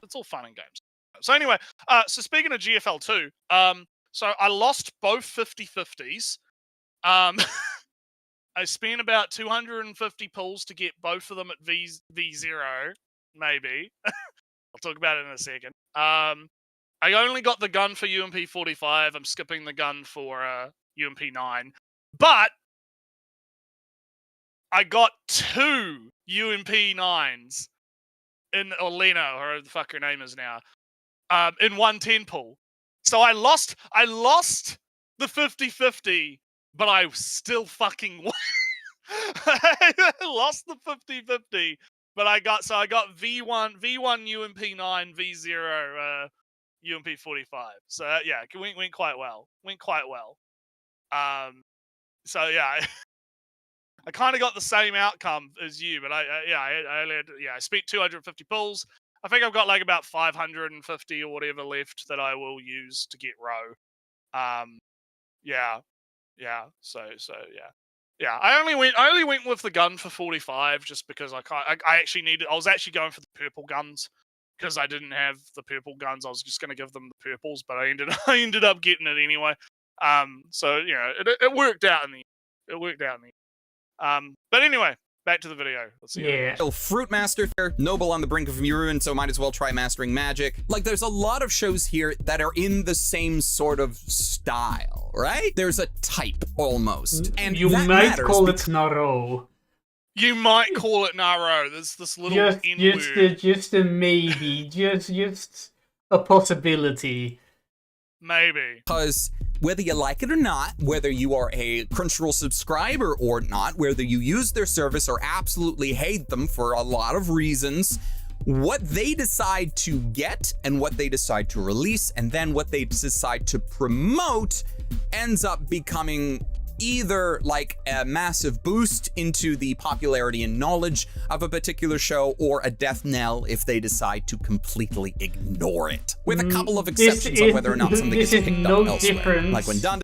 This is no different from when they were a distributor, because if they decided not to distribute something, they decided not to fucking pick something up. It just wouldn't be on Crunchyroll, and you'd have to find it somewhere else. Yeah, but it also goes back to that video on the history of manga publishing. They just guessed like, oh, I think this manga will go good. I think let's try Parasite. Parasite is a good manga. No, nobody liked it. Gone. Well, we got this stupid magical Girl Scout thing, Sailor something, Mars there. Oh, let's throw it in over there. Nobody cares. Oh wait, it's getting massively popular. Girls buying comics. Impossible.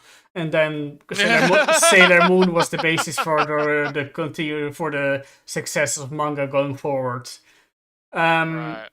So if they didn't decide to get Sailor Moon on a whim, and if they didn't, I don't know which company got Dragon Ball, if they didn't get it for super cheap as a bonus for something else.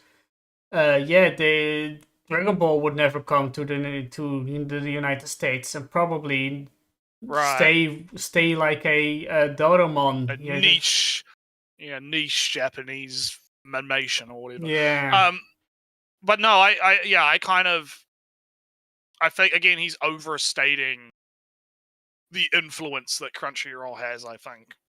I mean, especially now, because you have things like Amazon and Netflix now, right? Yeah. Like if we were talking like 10 years ago, right? Okay, 2015, sure. If Crunchyroll doesn't pick something up and doesn't invest in something, then it's probably going to stay kind of niche, right? Because Crunchyroll was the only, like, outside of maybe Funimation, right, at the time, probably the only, like, big players within the space, right? They were the only ones actually doing shit with anime. Now in 2025, you do have Netflix and you do have Amazon and Hulu and HiDive and all these other kind of services that have cropped up that are publishing anime, and Ocean Vale, that's doing a lot of the lewd stuff now, right? Like our guy the massage show doing his thing, massage show, right? Like that's Ocean Vale. I think like a lot of those short lewd shows that I've been watching lately, a lot of those are being kind of done by Ocean Vale. Ocean Vale is the one that's kind of producing a lot of those. So yeah, no, like when those shows are kind of everything it's less than just Crunchyroll now, right? So Crunchyroll's kind of influence over what gets picked up and distributed and invested in is way less than it was back then. And so I wonder if he's just running off like old Taku information, right? He's not updated his BIOS for the modern times, right? And he's thinking that because Crunchyroll's like investing in all of these things, which they're only probably investing in specifically because they have market research on what sells well, right? And are just kind of going with the flow, if that makes sense, right?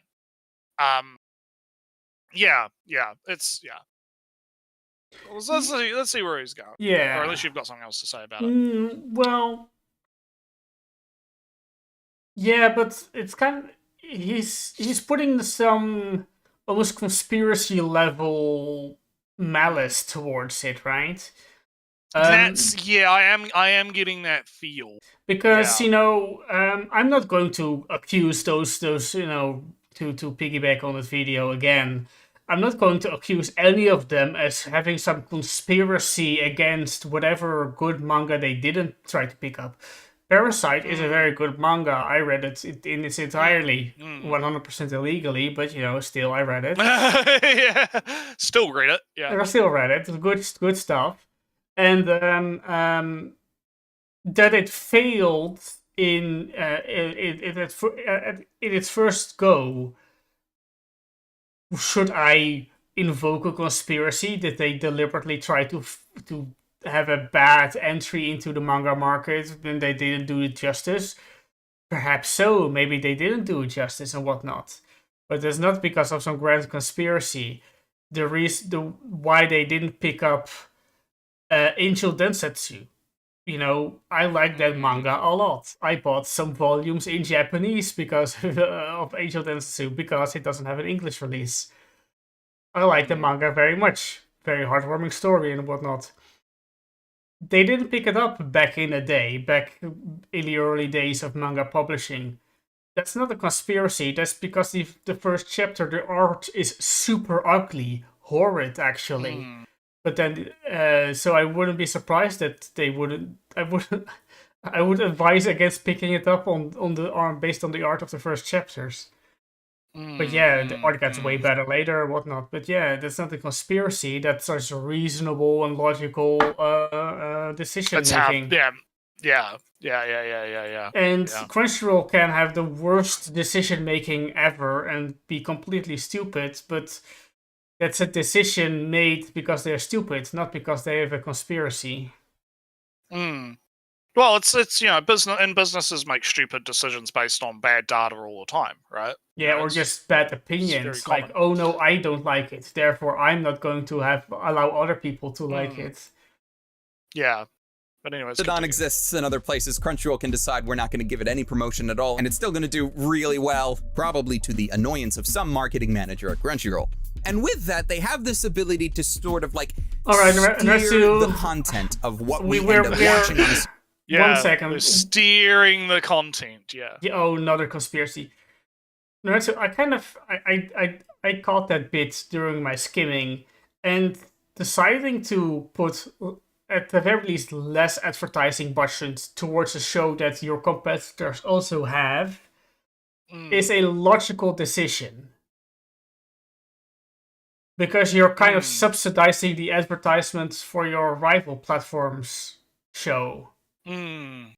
So why even bother advertising if your advertising is going to benefit other people? It feels like he's attributing a lot of what I would consider like, maybe not good, but like you can criticize the business decisions, but it's decisions that again are not made with like malicious conspiracy intent.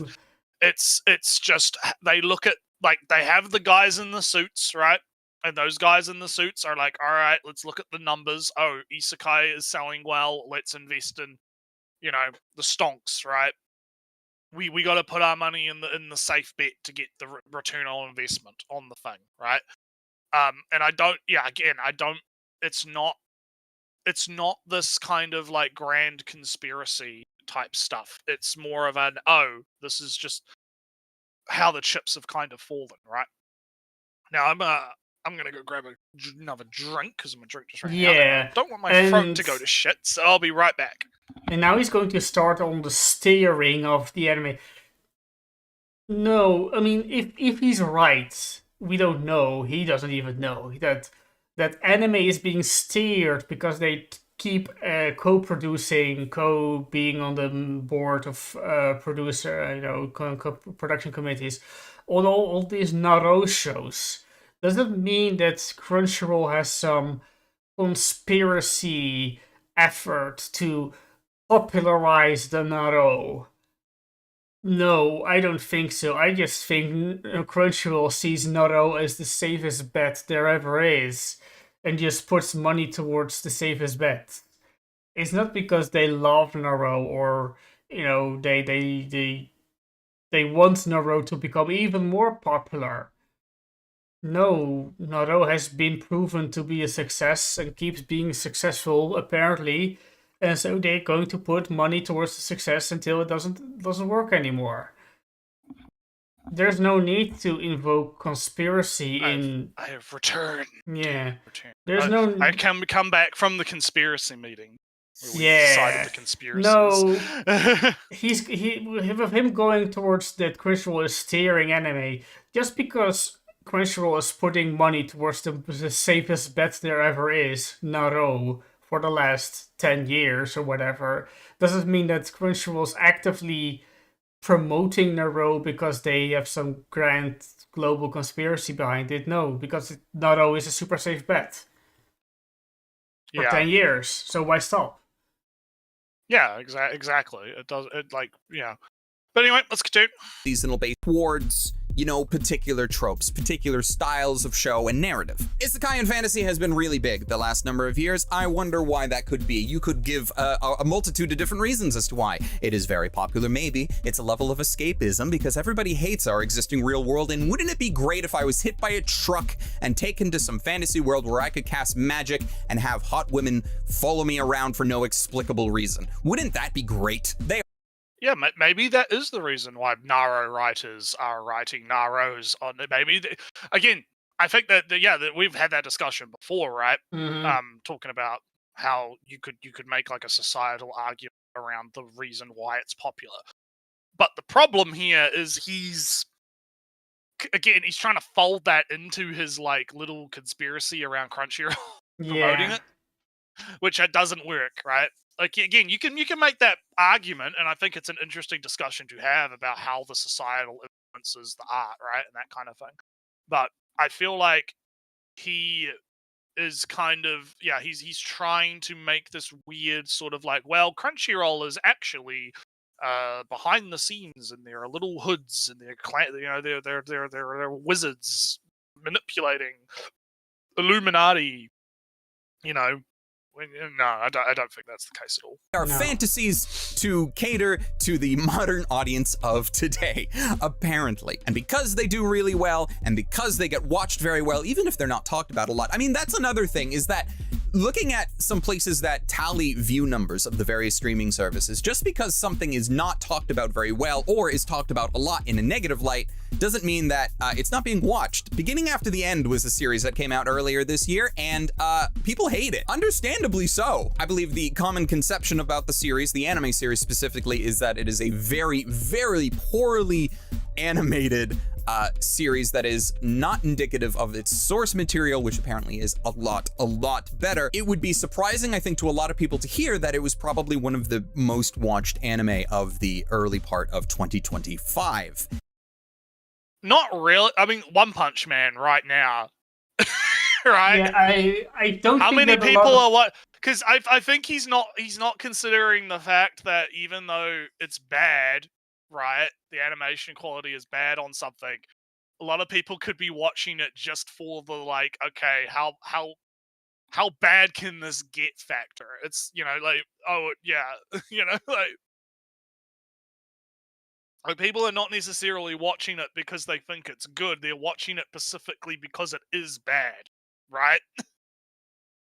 And they're getting something else out of it. I mean, there's so many things.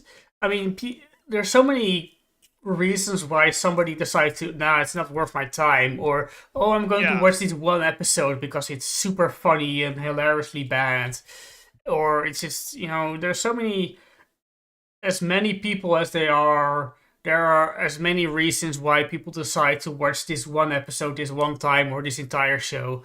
I mean, I watched a lot of X-Arm. I wouldn't blame people to drop it in the first 5 minutes, but it was just too funny for me personally. I don't imagine it had more than a ridiculously low number of people who have watched the whole thing. 10,000 humans have watched it from beginning to end. It wouldn't surprise me. It was such a terrible show that everybody dropped. And sometimes some bad show will get views right until the end. I know the joke, the meme as it is on A at the time of what's it called show again? I'm forgetting the name. Anyway, there was a show of which the joke was, "I'm dropping it after this episode. I've dropped it after this episode," and the joke went on for the entire season. So people said, after the last episode, "That's it. I'm dropping this show," and that was the joke. But apparently, the show was good enough for people to watch it right until the end, even though they swore online that they would drop it it. happens all the time. Yeah, it happens all the time. So, like, I don't really find it surprising. Because I do vaguely remember that show, seeing clips of it looking terrible. Like, I didn't watch it, but I do remember seeing some clips of people being like, "Holy shit, what's going on? This is some fucking PowerPoint presentation shit." Yeah. And, yeah. So, again, I don't really see this as, like, a massive thing. But anyways, continue. Now, a lot of that could just be hate watching. Oh look! We jumped the gun. He even brings it. Yeah, hate watching. But also, it had very high view numbers. So, like, if the base. Yeah, but again, view numbers does not equal quality, right? I mean, people watch bad shit all the time. Fuck, I mean, a lot of the more recent Marvel movies apparently have not. I haven't watched them, but they have not been that good yet. They still rake in shitloads of money and shitloads of people. Yeah, because right? So people are invested into Disney or whatever, or the show. Yeah, or there's other reasons behind it, or or they do genuinely just like it, right? Like sometimes people just like things that are like just not well made, right? And that's fine. Oh, I mean, in that sense, so you can catch me watching some bad superpower movie. Do you know Jumper? I vaguely have recollection of Jumper. Yeah, I like Jumper as a movie. Yeah. It's like a C tier movie in that sense, with a C tier review score, I guess. But it's fun enough. There is Phenomena, an old it's a movie called Phenomena. If you know, you know. That's all. It was made like 10 years before Jumper, so it's with all the special effects and tech and methods that accompany it. But it is of the same level. And then there's Phenomena 2, another one of those movies. You can catch me. If the superpower is interesting enough, you can catch me watching the movie or liking the movie. I'm not going to claim that they're amazing movies. And if you say to me, Naretsu, if you tell me, Jumper, that was so trash, the story didn't make any sense, Yeah, it looks like shit, yeah, whatever. But then I go, well, the superpower is cool, though, and seeing the cool superpower being cool is what I watch it for. So again, it comes back to what I was saying. Like, yeah, sometimes people just like shit that's trash, right? And that's fine. I like shit that's trash sometimes. I'll defend my shit, right? I probably wouldn't call it trash, but like, again, I think I think he gets that, but again, he's trying to wrap this into this weird conspiracy brain idea of like, oh, Crunchyroll is like the arbiter of what is considered quote unquote worth investing in or whatever. But anyways, continue. The basis of a stream is to go along and say, well, what are people going to actually watch? Then shows like Beginning After the End make a lot of sense. Oddly, places like Crunchyroll like to have things that make sense. They like safe bets. That's why fantasy and isekai is such a safe bet right now. That's why sequels are such a safe bet. Like, I don't talk about sequels on my channel all that much. I try to avoid it when I can. I get a lot of hate for doing my seasonal videos every 3 months and ignore sequels, prequels, and spin-offs entirely for the most part. I get a lot of hate. I mean, we tend to, if we haven't watched the first season of something, right? Like, there's no point in us talking about a show that we, like, if there's a sequel in the seasonal chart when we're doing seasonal charts, right? There's no point in us bringing up, like, what are we going to say, right? Oh, yeah, we didn't watch the first season. We're probably not going to watch the second season. I guess if he's already, like, reviewed the first season, why not review the second season? Well, yeah, I guess I do think that is kind of weird, but this seems like channel deep because I haven't been watching him for ages, so I don't know why he would be specifically catching flack for not watching sequel shows. Like, I think it is kind of important though. Like to loop back to One Punch Man, right? Like the first season of that is fucking phenomenal, right? Like Yeah. well animated, Madhouse animation really like went all in on it. And then it goes to season 2, it gets transitioned to A1 Pictures, and it's still fine in my opinion. It wasn't as good, right? And now we have the new season, right? And it's fucking like atrocious. I think that's a worthwhile, like, because imagine if you'd only reviewed season 1 and you were like, yeah, One Punch Man is 10 out of 10. It's a great anime. Everyone should watch it. It's fucking fantastic. And then like a few years down the line, right? It turns out that it's fucking absolute fucking garbo, right? And then the reverse can happen too. Like if a show has a bad first season, but maybe another season is actually like really well done, right? It was really good. So it is kind of, I would say it's worth at least, even if you don't like do like a full review, it's worth at least examining sequels, right? It's worth at least talking about them. So, but again, I don't know the context as to what specific flack he's getting for not covering sequels. I guess just, I feel it would be the general, well, you're a reviewer, but you're not reviewing everything. But under the premise that, but you already reviewed the first season, why not do the second then? Yeah. You're not finishing your work. That's what I would feel. Yeah. Finish your job. Flip the burger. Flip the burger. Make the video, YouTuber. Put the fries in the bag. Put the fries in the bag, boy. But anyway. For that, but for the most part, it's because like everyone's gonna talk about the sequels. Everyone was talking about Dandadan this year. Did I really need to be talking about Dandadan? No, I needed to be talking about Milky Subway. So I did. Things like Dandadan, like Fire Force got a 3rd season. We had Solo Leveling 2nd season. Obviously, all of these things are very popular and everybody else is gonna talk about them. So normally I don't. I like giving a little bit more credence and a little bit more spotlight, as much of it as I can, on shows that otherwise are somewhat original.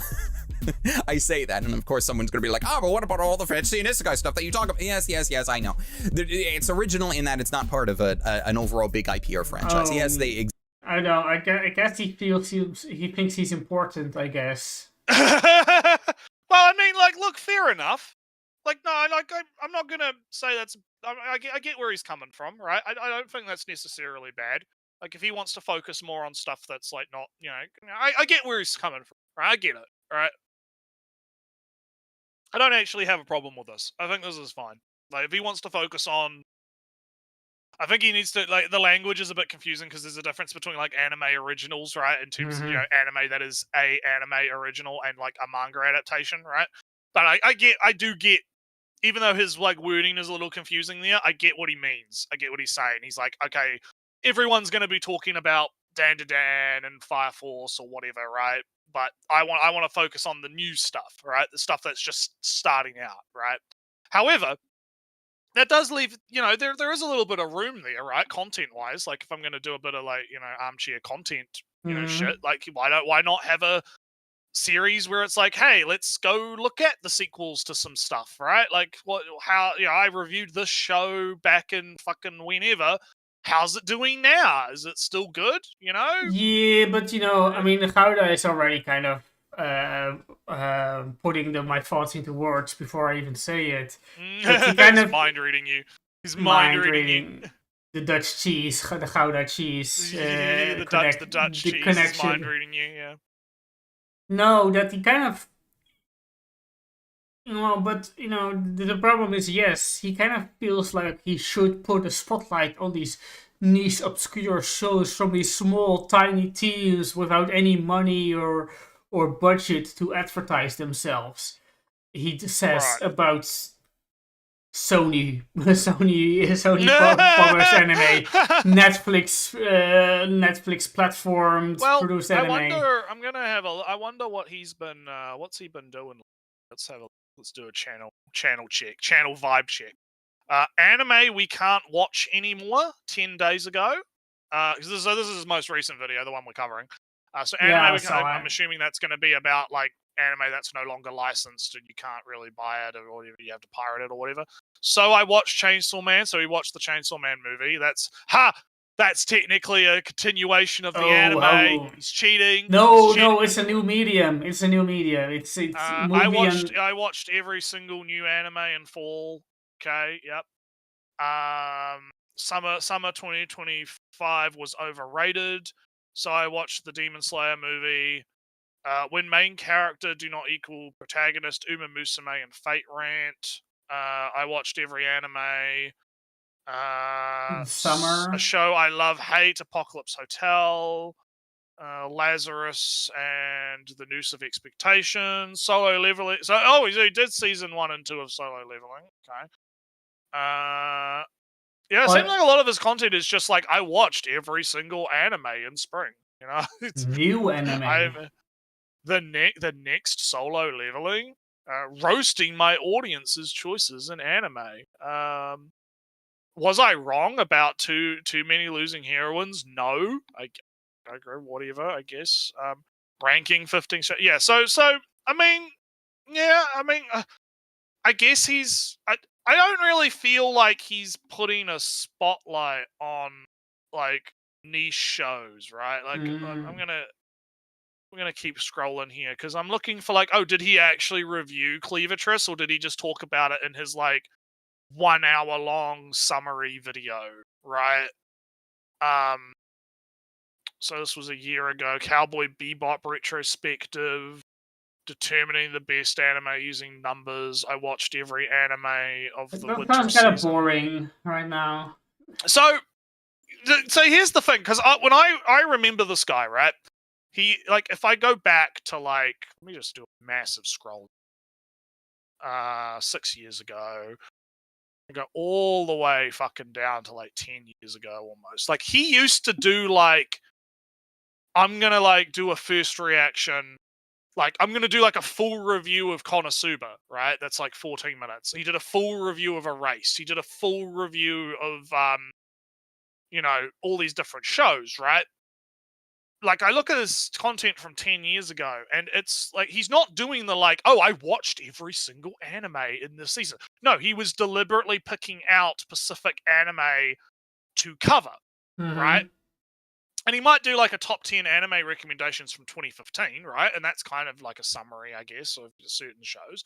But he was covering like, certain, he was doing anime reviews of anime, right? Yes. But then I go up to now and it's like every other video he puts out is either not directly covering an anime and just talking about a subject like the Uma Musume protagonist Fate Rant, or he watched a movie, or he's doing a hour-long, I watched every single anime, here's like a quick blurb about it. I don't really see him doing what he's describing here of, I'm looking for these like niche, not so popular anime originals that aren't sequels and kind of giving them a spotlight. Unless like you count like the Too Many Losing Heroines as one of those, right? Where it's like, I watched a lot of anime for summer 20 right? Like, yeah, I feel like I think he's not doing what he preaches. I think he's not actually doing what he preaches here. At least that's the vibe check that I'm getting. I mean, I could be, maybe he has another channel or something where he does that. I could be wrong. You never know. Well, he did say that every 3 months he gets hate for not covering the sequels, and that you mentioned like the watching every new show, blah blah blah blah blah, and then I guess in those... so maybe it's because he's only covering like new shows in those hour-long videos or whatever. But yeah, I don't know. Again, there's a content opportunity there, my man. You could have a new show that's like, hey, I catch watched... up. The catch up. Yeah, catch-up show. The catch-up show or something. Where it was like, hey, how did this show go, right? Did my opinions change on it after watching the sequel or whatever? But anyways, keep going. Exist within genres that have been oversaturated, but that's beside the point. Doing that allows me to find the milky subways that I enjoy. Doing that allows me to go and watch Cinderella Grey, even though technically that's part of an overarching IP. And So, milky sub Sub. Oh yeah, Milky Subway. That was the short YouTube Yes. thing that I watched, was it? But you know, Yeah. the thing. But I don't see. Well, hang on a minute. He says that, but I'm looking at his channel. I'm not seeing a video on Milky Subway. Like as in that hour-long video. But that's what I mean. That's my problem here. Like, if he's, it doesn't feel like he's preaching what he's saying. Like he's doing what he says he's doing, right? It feels to me like okay, you might have talked about how much you liked it in your 1 hour long thing, but is that the same as doing like a dedicated video? No. Of, hey, this is why I liked Milky Subway and thought it was really cool, right? No, like, that's what I kind of feel. I mean, I skimmed through his video list. I didn't see like highlights or highlighting stuff or spotlighting something. It's just him making some videos. Yeah, and again, and I'm not gonna say there's no problem with that. If that's the content he wants to make, that's fine. I just think that it's kind of weird in this video for him to be like, "Oh, I highlight the Milky Subways and the things that most people aren't talking about," and da da da da da da. Right? But I look at the channel, and the channel's not reflecting what he's saying. Right? At least from the book, judging the book by its cover. Right? Like, you judge the book by its cover, you go on his channel as a complete nobody, right? I'm not seeing like how Milky Subway is a great great for indie animation, proves that indie animation can succeed, right? Or something like that, right? Like, I'm not seeing that content, so very kind of interesting. One of the reasons I didn't cover it in my seasonals is because I don't like sequels, prequels, or spin-offs, and I kind of included Cinderella Grey as a spin-off because it's within the whole Uma Musume franchise, and I already covered that way back when the original series first aired back in 2017, and I had problems. I think he's making this way more complicated than it needs to be. I think that stuff was old and same as this. Whatever, this stuff is new and interesting. Yeah, just cover what you want to cover, my man. It doesn't have to be complicated. With that then, and I came back to it later, but blah, blah, blah, blah, blah, blah. All that to say, I think one of the reasons why they ended up putting so much backing into Beginning After the End is because it belonged to a genre that was very popular. It was originally written by an American author, or at least a US-based one. I don't know too much about them. And it hit a lot of the checkboxes of just saying things, right?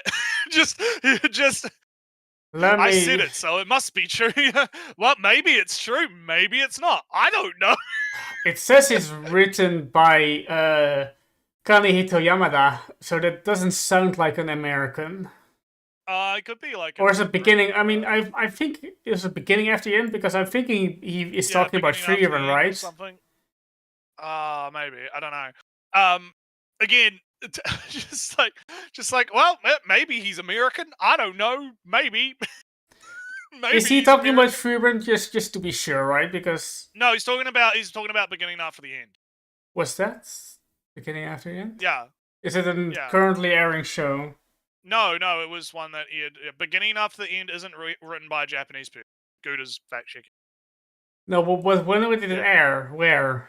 How? I don't know when it was like a few seasons ago. Western Southeast Asia, apparently. Well, let's just Google. Oh, YouTube. No, stop. I want to. Yeah, just look it up. Again, like, it feels like a lot of this he could have like just looked up and been like, that's the show I dropped because it was like the show you dropped. The Mushoku Tensei. Oh, that one! It's the Mushoku. We have Mushoku Tensei at home. Yeah, okay. Yeah, I remember that. Yeah, you talking about that. I didn't watch it, but I remember you talking about it. Alright, Turtle Me. It's an American web novel series. Written by Turtle Me on the platform Railroads. Okay. And then... But then he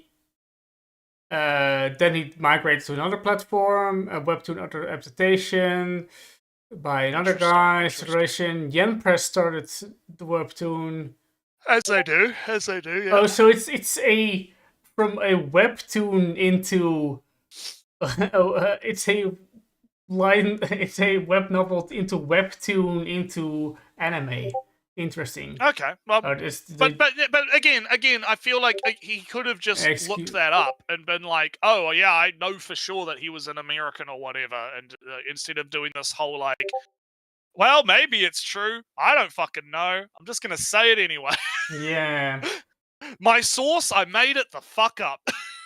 And excuse me if you heard Discord pinging noises. That was me. No, oh yeah, I didn't. But Now chat would know here. Oh no! Everyone's gonna know that the kittens are trying to get a hold of this kitten.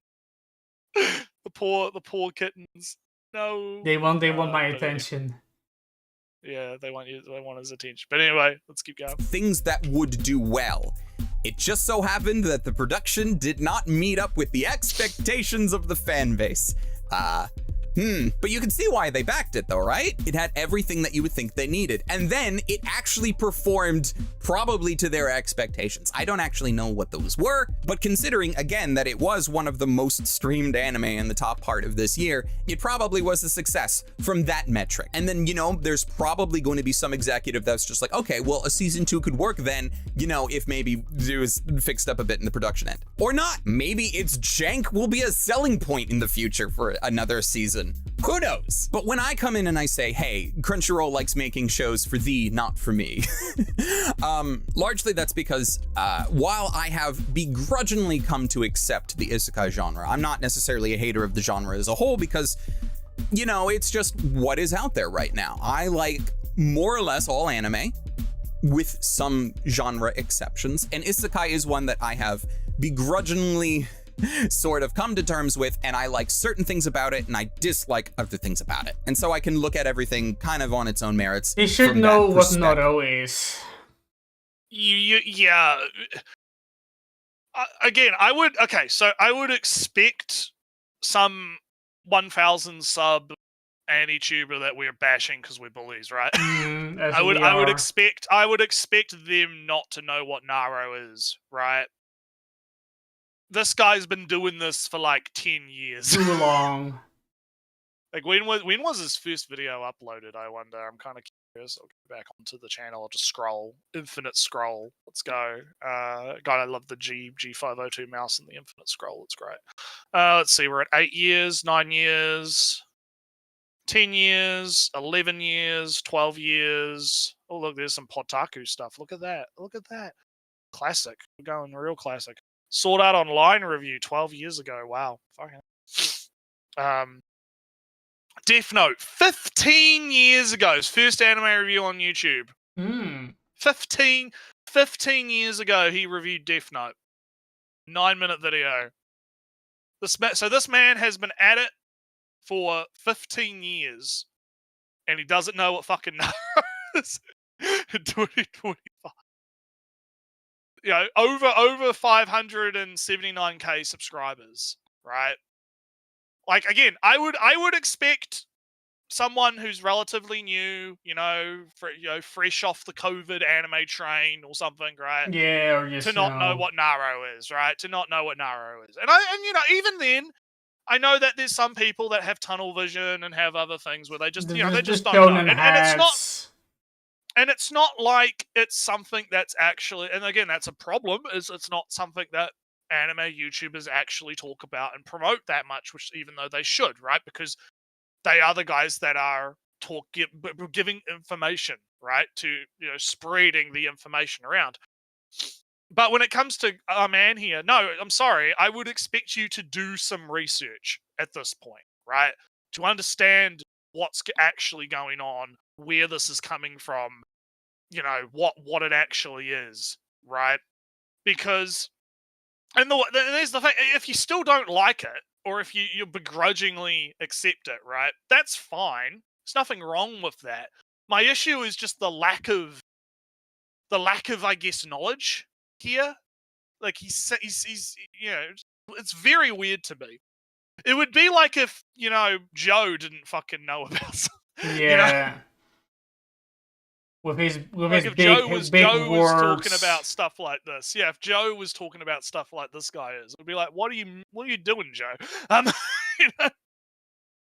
But anyhow, And I won't accept the excuse for, well, you don't know what Noro. People don't know what Noro is. You can explain it like very easily. You can Yeah. imply it by if you yeah, no, say yeah, you could. People are not going to know what Naro is unless it become, you guys, AniTubers. I'm talking to you guys. Unless you guys start pushing it, right? Like, if every AniTuber just started talking about Naro and being like, "Hey, this is why there's actually so many isekai coming out. It's coming from this website, and it's it's this genre. It's become like its own genre type thing now, right? no, I was more just saying from the not say something like the Noro genre with its isekai and overpowered main characters. That's already explaining what the feel of Noro is, and then you can use Noro and include sneaky things like you can now Clavitas that doesn't feel Noro to me, right? But there are other non-isekais but Noro feeling shows, and if you just pick one of those shows in your little script, then you have explained. Alright, overpowered main characters, often isekai, almost always fantasy, but not exclusively fantasy. Alright, that's what Noro is. Now your audience, the viewers, knows what a Noro is. You can be the change. be the change you want to see. We have educated our 30 viewer audience of what Noro is by this point. Yeah, exactly. You can do it too. So anyway, let's continue. But like historically, if you look at some of the things from the last handful of years that I have absolutely adored, some of them may have fantastical elements. Frieren is probably one of the closest things to like a hugely successful straight fantasy that we've had in a bit that does not really have any of the more traditional isekai element tropes to it. But then you have things like Orb, you have things like Milky Subway and Uma Musume from this year. You go back further over the last decade and like I loved shows like Made in Abyss, I love shows like Laid Back Camp or A Place Further Than the Universe. I loved Violet Evergarden and Bocchi the Rock. And sometimes Crunchyroll will pick up shows like these, but not always. And then even when they do, they probably don't market it very well until, it already kind of makes its own audience on its own, and then they just try and capitalize it after the fact. I know Odd Taxi was a good example of that. Odd Taxi was an anime that was put on Crunchyroll for a not insignificant amount of time, and it wasn't until some YouTubers, namely like my good friend Jeff Thu, made a video on it that they even cared about it, because then it started to be getting a little more eyes on it, then it started to get a little bit more popular and a little bit more watched, and then Crunchyroll decided to give it a little some. It's almost like Crunchyroll's kind of shit, eh? Yeah. Maybe you shouldn't be relying on Crunchyroll to like be your fucking promotion thing that you like. Maybe you should just fucking like do it yourself. Maybe if you made, hey, here's an idea. What if you made like a separate video on your channel that's not part of a 1 hour video? Right? Maybe if you made a separate video on your channel about that show that you like, instead of just doing like the, just saying, just saying. Space on their homepage and things of the like. But it is not something that Crunchyroll did themselves. They had it. They had the license for it, they had it on their service, but they put their priority, I think, on some other things that particular season for one reason or another. And it does kind of create this like feedback loop. Like you got people that end up binging these shows, and then the platforms prioritize those shows, and then the production committees look at that and it's just like, hey, wouldn't that be great? Let's go produce more of that. And then they greenlight more of those shows, and then those studios end up specializing in those shows more, and then they just end up making more isekai that then gets binged by. It's a big old cycle. No, shows don't specialize in Naro. They get orders from productions. From Naro. They get adapted from Naro. It's anime tunnel vision. He's viewing it as like a singular, like he's viewing it through like this narrow lens, right? Where it's like the anime is like its own separate thing that's not connected to anything else, when it's like, no, that's not really how that works. That's not really what's going on here. I guess if you would believe this, you would believe that anime is decided 5 years in advance. Yeah. It's amazing what just like a little bit of research can do to make things a lot clearer. You know, a little bit of like looking at the wider picture, right? Would help this quite a lot. And the content is there. We're getting a lot more manhwa adaptations. We're getting webtoon adaptations. Like, there is not an insignificant amount of isekai and content just waiting to be adapted. I would like to argue that there's probably an infinite amount out there, to the point where we will not run out of isekai and like that type of anime to be adapted into new things. We will probably never run out. And Crunchyroll knows this. And so when they go over to Japan and it's just like, hey, what should we provide money for and get on the production committee for? Oh, let's go continue getting on the normie bandwagon with more things that somehow look a little bit like Solo Leveling. This Assassin series, like, just... Again, this is like, God, if he just did a little bit of research, just a little bit of fucking research.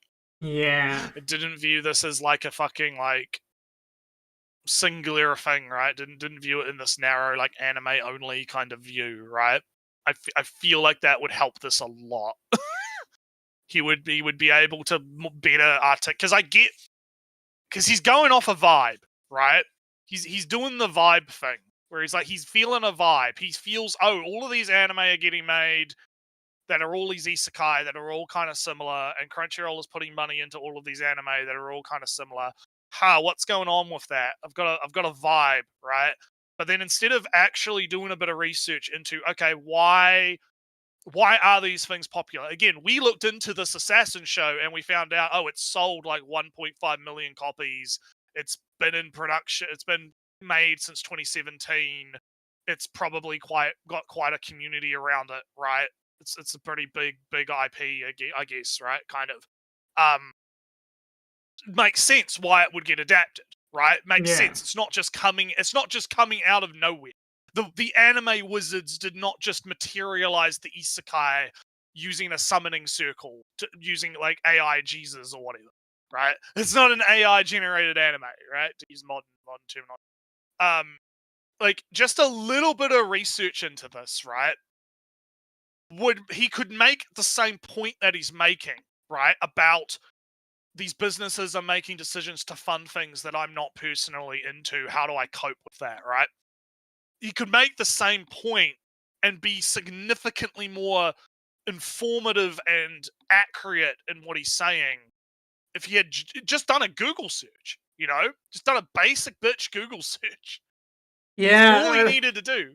I mean, I guess it's fine. I'll let you go. Hang on, I'll let you go. But I'll just finish with like, instead of doing that, he's just going off the vibe, and that's how most of these conspiracy things happen. People go off the vibe, right? They don't go off the facts of what's actually real in reality. I'll let you go. Yeah, just that. I mean, I kind of appreciate he does say, I think, I feel, I get the vibe, etc., etc. Yeah. He's not, he's not claiming himself to be a big grand authority. That's kind of maybe a little bit refreshing even from what we usually get. Like, oh, anime is the cause of the downfall of Japanese men because of whatever societal... It only exists to cover up the war crimes, big soft power, blah, blah, blah, blah. Because the Japanese government has a Cool Japan initiative to brainwash the youth. Brainwash the youth, yeah, or some fucking... all that stuff. Shit. No, he says, I think, I feel, I get the vibe, I guess, etc. Good, appreciate it. But then the next step is, if you're going to make claims, is to... One, alright, I just think it. I think that this is the case, and I'm not going to put any big conclusions on that. That's good. Or you look it up, see how it works. Yeah, exactly. But anyway, let's keep going. I don't know if it's because there's a very big, like, dark purpley aspect to it, so, like, the colors are somewhat similar, but I'm not gonna lie, the first time I saw the promotional material for it, I thought it was just gonna be, like, Temu solo leveling. And then you actually watch it and you're like, no, actually, it's, no, actually, it's like Temu Shield Hero, which is already, and it's not like I hate everything that they end up co-producing. As far as I can tell, Crunchyroll is also a co-producer on May I Ask for One Final Thing, which is a hilarious anime from this season that you probably should be watching. And I mean, as much as I don't like the fantasy and isekai tropes, the I Left My A Rank Party was a bit of a guilty pleasure for me earlier this year. Not mostly because the main character was essentially a red mage, and I'm a sucker for red mage characters, but like I watched it with the full knowledge that it wasn't like the greatest thing that I've ever watched, but it doesn't need to be, you know? Like, isekai is becoming known, if it's not already, as like the junk food of the anime genre. We all know it's not great, with a handful of exceptions, but we all watch it anyway. Isekai gets massive viewing numbers, even if people like me and, you know, other people on social media and within the sphere, we talk down about it or we talk negatively about it from time to time, it is still getting watched. So while I would love to have my next favorite show of all time be something more like sci-fi based, like Milky Subway, it's probably going to be another freaking fantasy, because if things have been already lined up for the next 5 years, then the next 5 years is already being determined by the No, not... Again, we're just stating that like it's fact, right? Yeah. My sources, I made it the fuck up. Oh man, God.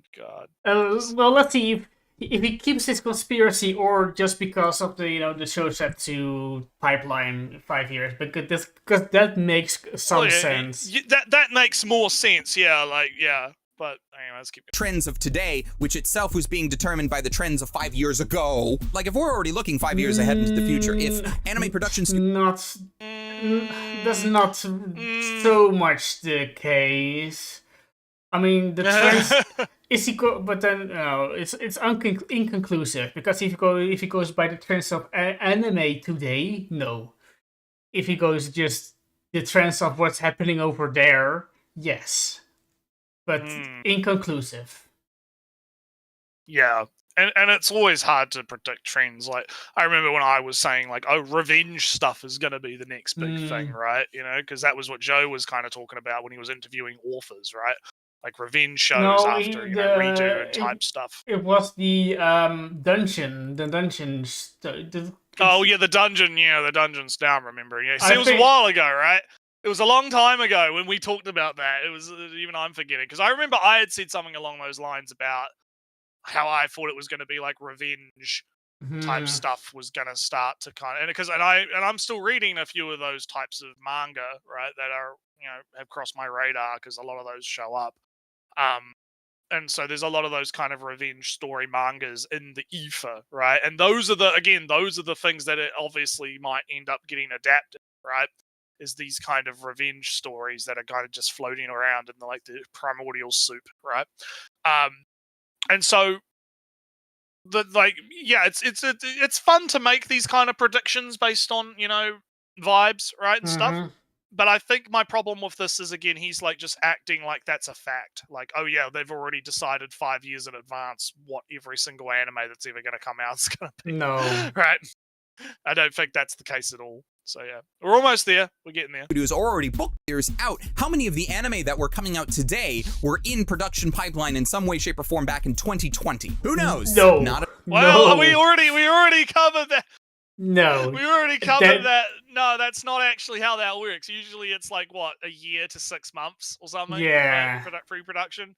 Or at least that's what the guy on Mal, the Answer Man, said. So, and again, it depends on the production, right? But yeah, I do not think that they are like, again, he's acting like it's video games, right? Like video games, again, yes, that sometimes those are like in production for like 9-10 years, right? Or 7 years. I think Metal Gear Solid 5 was like 7 years, right? And then that wasn't fucking finished, right? So I feel like just you know, Metroid Prime is slightly unfair because, you know, it was produced by a studio in Singapore, I believe.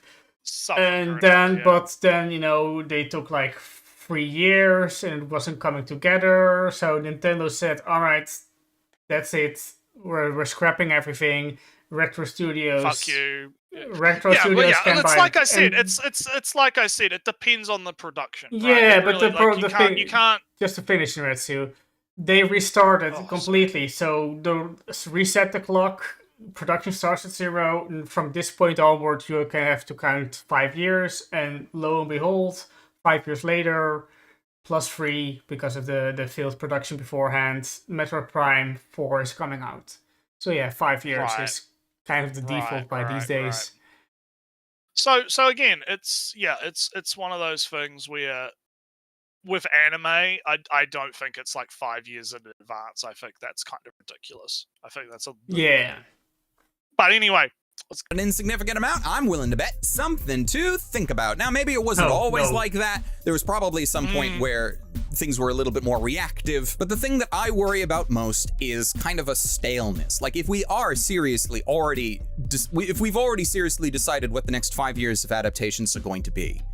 But we haven't though. That's again, he's making fact-based. He's making fact-based like statements based on an assumption that he's made that he hasn't actually got a source for or confirmed, right? So like, again, if if he went to Kadokawa and like asked someone at Kadokawa, "Hey, have you guys like figured out what you're going to be making for the next 5 years?" And they had like an interview quote or something from like the CEO of Kadokawa because he did some interview in Japanese or whatever. Like that would be different, right? Because then he would have like an actual authoritative source on the thing. But he doesn't have that. He's just assuming that is the case and then basing his entire argument off this false assumption. It's really dumb. really dumb. I was just going to say that the dungeon type shows have been creeping in. Remember, like you had Dungeon Meshi came out. That was Dungeon Meshi is one of them. The one of the undead guy. Re-Monster was shit, but that did come out as well. Is that the dungeon type? Maybe if you Re-Monster's a dungeon. Yeah, Re-Monster is the dungeon fucking series. Like, all right.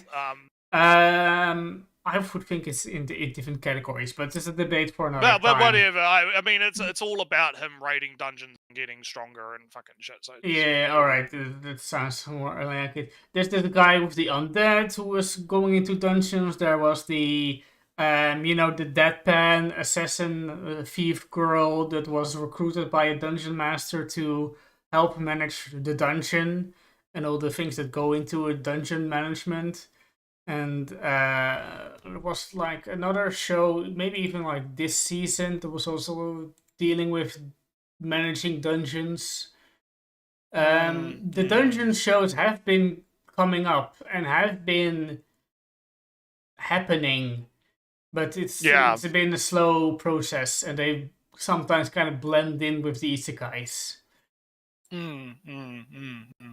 So anyhow, let's continue. Then, if you have a big popular anime that comes out today, we might not see an adaptation of it for another 5 years. All of the trends and all of the popular things of 2025. That's not the same reason. Because the reason why the sequels take so long is because the animation studios are booked, not because the production pipeline is long. They are just booked. Right. That's the small. No, it's not. Why is he so wrong? He's wrong. He's becoming the wrong man. He's being very wrong man right now. It's not good. It's not good. But anyways, keep going. Be seeing somewhat recycled and reused all the way up to 2030. And that does not give a very big opening or window for new things, for new trends, for something else, right? And when things like Solo Leveling get super popular, I don't hate Solo Leveling for what it is. It's an enjoyable series. I liked watching it. I dislike Solo Leveling more for what it represents for the industry as a whole, because it did really well. It was super successful. And now you're going to have a lot of people that make decisions looking. God, it's the fucking Sword Art Online argument all over again. Like, Sword Art Online comes out and it's super popular, and then like they use that as like the reason why all anime for the rest of eternity is going to be shit because Sword Art Online existed, right? Yeah, sounds like the eternal argument of popular show will ruin the future forever. Yeah, but popular thing bad. Yeah, I get it. It's at that and be like, we want to do that again. And then especially if they don't know what made it successful in the first place, they could start doubling down on all the wrong things. And if that is the mentality of one of the largest anime distributors for English-speaking audiences, if they start catering towards that, if they start co-producing shows that more likely fit that mold, whatever they attribute that mold to be, then we'll just see more of that. And that is okay, I guess, because again, there are parts of Solo Leveling I like. There's even parts of the Assassin show that I sort of like, but not enough to actually make me continue watching and finish that one. But there's nothing like truly amazing about those shows to me. Like, Solo Leveling had animation aspects, there are parts that just popped off. Sure, there's a reason why it did as well as it did, but I could name at least half a dozen, if not a full dozen shows that I enjoyed watching a lot more in the past year than that. I guess. Heck, even from years beyond that, I'd more likely sit down and rewatch Eminence in Shadow than I would a season of Solo Leveling, which is weird for me to say, but this is where we're at. This is what's happening. This is the evolution, as it were. I know we're in the last minute, but I'm starting to wonder, because remember, keep the context in mind. He's been doing this for 15 years, right? Yeah. I'm wondering if he's starting to become a boomer. He's starting to become an anime boomer, where he's getting to that point where he is like me. You know, he's sitting on the porch in his rocking chair, yelling at the kids on the lawn with their solo levelings and their assassin shows and their shield heroes, right? Mm-hmm. He's like, God damn these goddamn kids these days. They don't know what good anime used to be. Good anime used to be my stuff from the 90s and the 80s and the blah, blah, blah, blah, blah. Because back then we had the Evangelions and the Sailor Moons and the god dang it, now it's all this fantasy isekai jumbo mumbo jumbo. Back then the boobies used to jiggle right? Like, I'm wondering, I'm getting that vibe right now, right? That kind of like he's getting to that point where he's thinking, shit, the animes are not what they used to be, right? They're different, and I don't like how they're different. Right? And instead of kind of maybe looking at them for what they are, he's kind of criticizing them for what they're not. If that makes sense. Yeah. But anyway. I don't. He's kind of boomerang, but also he kind of just invented the whole thing in his head. But I mean, I made when I tweeted out the stream, I was like, anime men yell at clouds. Yes. I didn't expect that to actually be an accurate description of the video, because I hadn't watched the video. I guess my precognition kicked in, because that kind of is what's happening here. Is he's yelling at the clouds, right? He's like, oh, the Crunchyroll's doing their conspiracies to make the bad anime that I have to watch, because my entire career is making these videos, and if I don't make these videos, I'll have to get a real job, right? And I'm forced to watch these shows that I don't give a fuck about, right? Again, I'm wondering if that's a part of it, right? I'm wondering if it's like he's not enjoying anime as much as he used to. It's not the same for him anymore, and he's kind of trapped, right, in this purgatory of having to watch stuff that he doesn't like. Watch the show, be YouTuber, make the video, YouTuber. Yeah, put the fries in the bag. But no. All right, 1 last minute and a half left. So let's hope it's all Patreon stuff. Of what anime is to be for the next handful of years and beyond. Is it the evolution we need, or the evolution we deserve? I would posit that it is more of a narrowing of what anime could be. Animation can literally do anything. It's a completely different and so to make it do the same... It's a cop-out. It's a cop-out. He's like... yeah, animation could be a lot of things, but it's like It's end still a of the lot of day, right? things. It's still a lot of things, even this season, right? I It's tried like, like 20 romance high school shows, and they all failed for me. like, But is he that's the gonna point. argue that, like, I mean, the trash show, right? Gotchi, whatever, right? I cannot fucking pronounce that fucking word. Your So favorite bad. show? But you was... know, I'll just call it trash show, right? That's got some pretty good animation. There's some creative stuff going on in that. Some interesting symbolisms and stuff, right? This is, there's some fun stuff going on in there. My Hero Academia had some really good animation in it. I mean, Toa, right? Even Toa, right? Toa's had some pretty interesting stuff going on in it. And I mean, we're going to talk about Toa because, my God, the fucking twist in that was fucking insane. Yeah. we're gonna definitely be talking about that in a minute. But like, yeah, like there's still good stuff coming out. I think it's just, maybe it's because he's locked in his own little bubble and he's not like seeing like the whole picture. Yeah, but anyhow, the thing I want to mention is that saying from, oh, I'm kind of seeing it as not as an evolution, but as a narrowing, right? All right.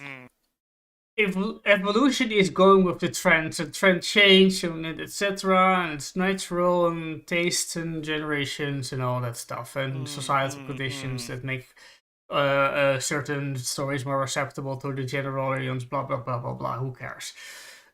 Yeah. Saying that the anime is narrowing is, for me, implying that the companies are less willing to take risk and therefore are betting all in on a single genre. That means that a single genre is all that's being made, etc., etc. That's a different argument from trends, because this is an argument of the good old capitalism just going down with the whole ship.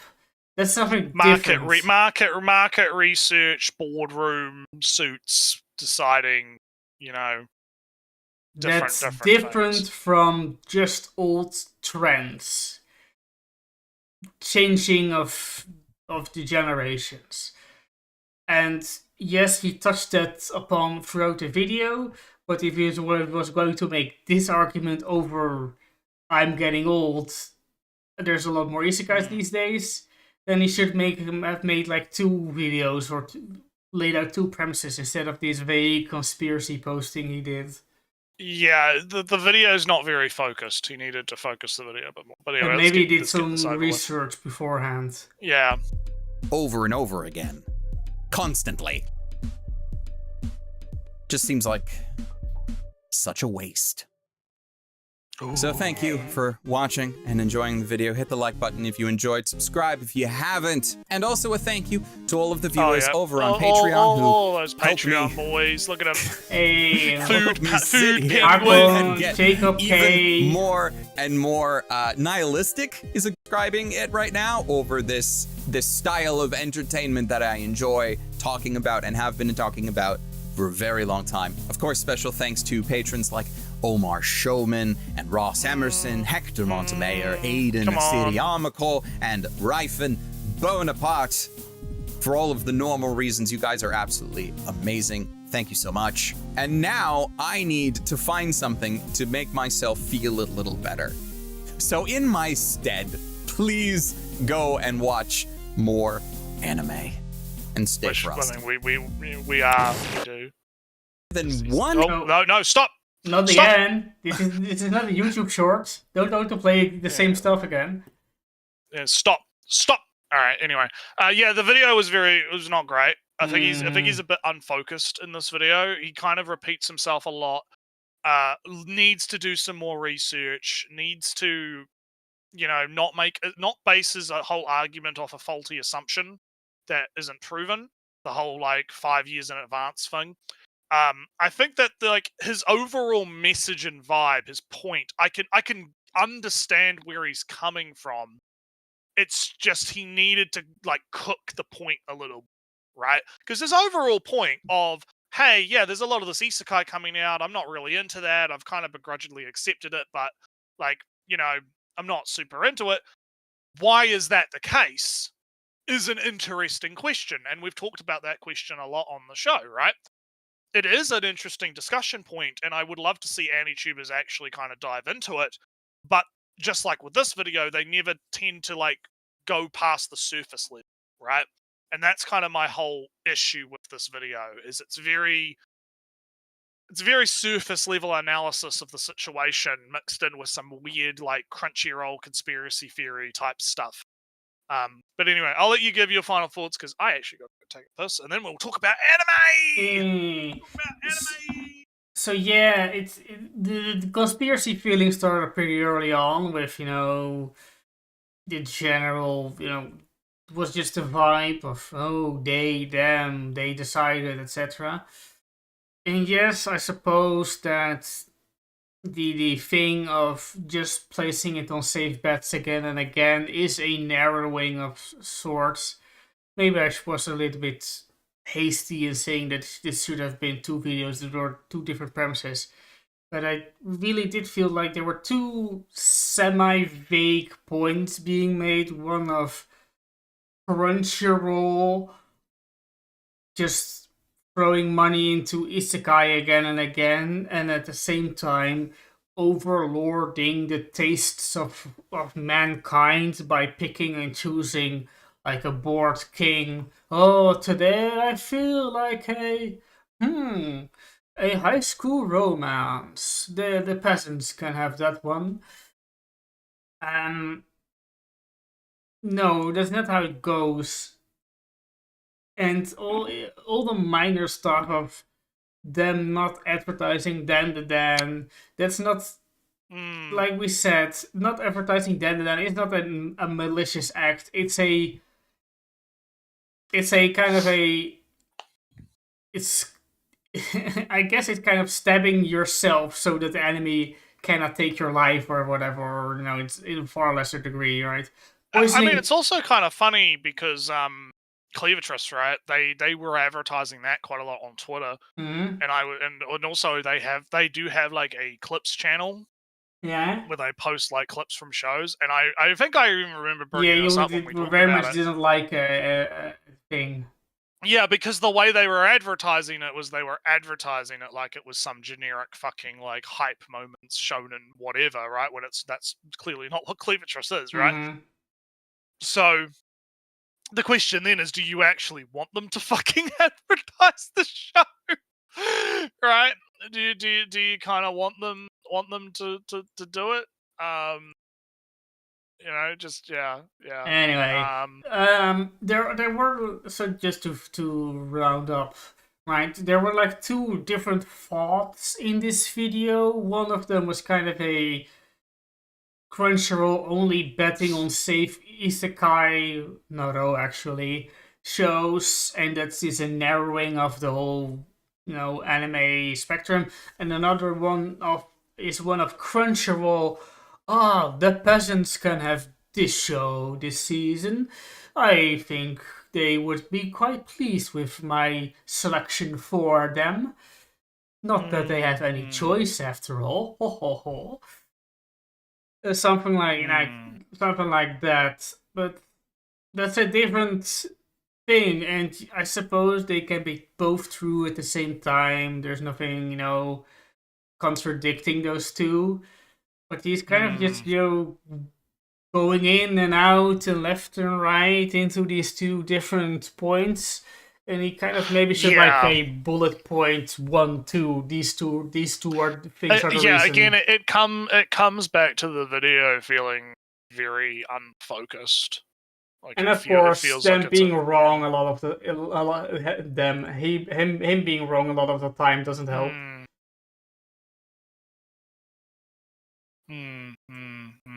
So anywho, I guess we can go to talk about the animus. Hey.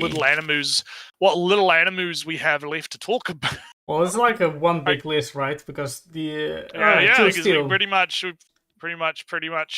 gone through.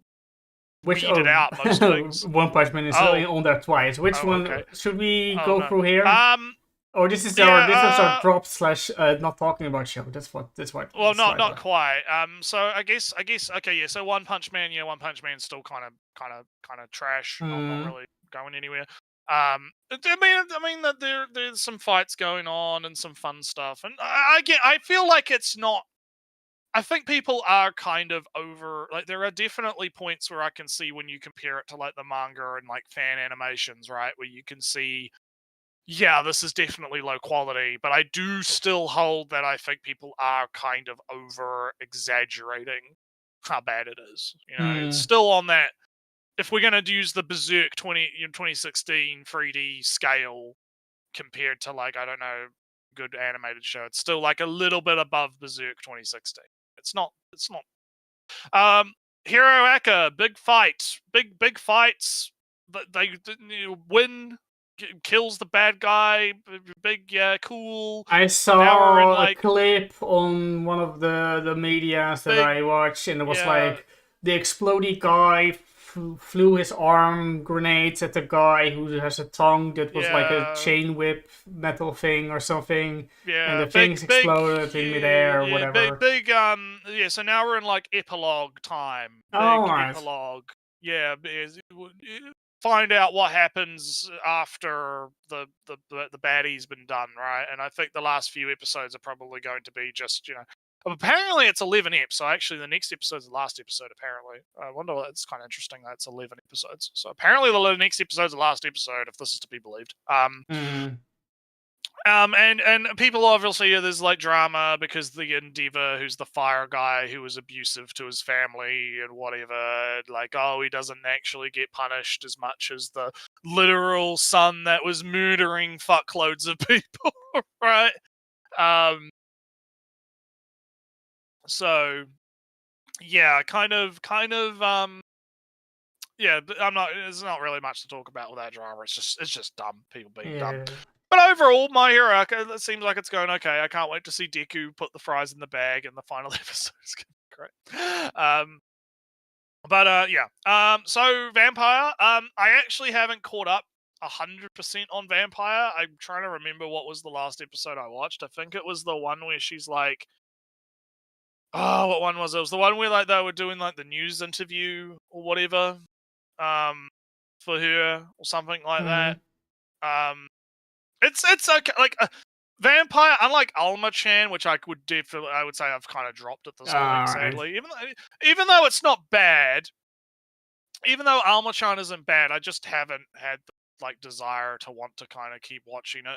You know, like sometimes shows just fall through the cracks, right? Like it's just kind of what happens. I lose interest, I guess, in them. And it doesn't mean that it's bad or anything. It's just kind of this one is like on the cusp of falling through the cracks, but it just hasn't, because it's still kind of funny and the characters are likable enough, right, that it's interesting to keep up with. But there's nothing I can really like say as stand out, right, to talk about from what I remember from what I last watched, right? So yeah, but I'll keep watching it. I'll probably end up finishing it. But yeah, there's only like 2 episodes left. I think it's on 9, so it's 12 episodes. Oh, I think alright. like episode Well, 9 yeah, some shows have. I looked at the list. some shows started sooner or later than others, so some are in different states of being. So anywho, of course you've got Isekai Kun. It's still funny. Funny, ha-has. It's fun to see the main characters do main character stuff.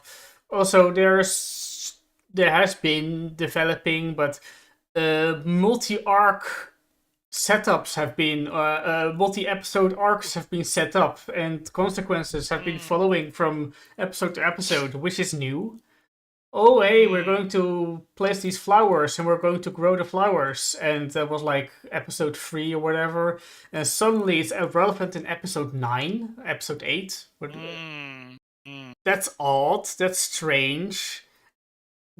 Do these short 11-minute shows don't usually follow arcs that go throughout episodes?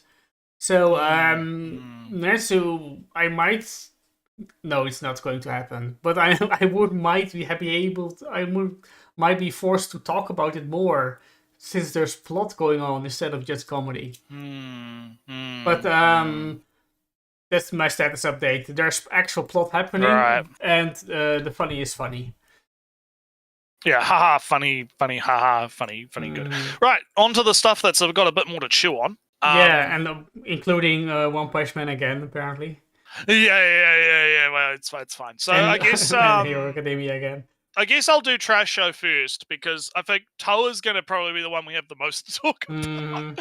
Because that was the one that kind of really blindsided us. So I guess I'll do Trash Show first. Yeah, so the big fight's going on. They're fighting a guy with a prosthetic arm that has like 5 arms. They're trying to destroy the heart of this giant bird before it crashes into the barrier. Because they're flying right now. They're inside of it. Yeah. They're inside of it. So big shonen fights going on. Our man has a nail gun that he turns into a giant Gauss cannon. Uses that to like shoot feet guy, but it was only temporary, and he's got nosebleeds and he's fucked himself by doing that. So not great, not a great situation. And yeah, pretty much like the big baddie is using this as an experiment. He's gonna fuck off using the portal guy and watch and see if they manage to break through the barrier or not. See what happens. So yeah, it'll be interesting to kind of see how it progresses. The show, like I was mentioning before, it's pretty good. Like the animation's pretty decent. It's there's some interesting stuff going on visually for a lot of the metaphors and whatnot. It's it's a good show. It's fine. I guess I'll do Digimon. I guess I'm just going to get through the ones that I can quickly talk about. Right? Digimon still good. A lot of hey Ellie, you like society. Big society. Yeah. Hey, big. There's the egg, the Shangri-La egg, Ellie, where all the people that are the good people live in the Shangri-La egg, and they all try to like get to the top of the hierarchy to get the good houses and the egg utopia, but everyone else is outside of the egg, is in the disaster hellscape, whatever stuff.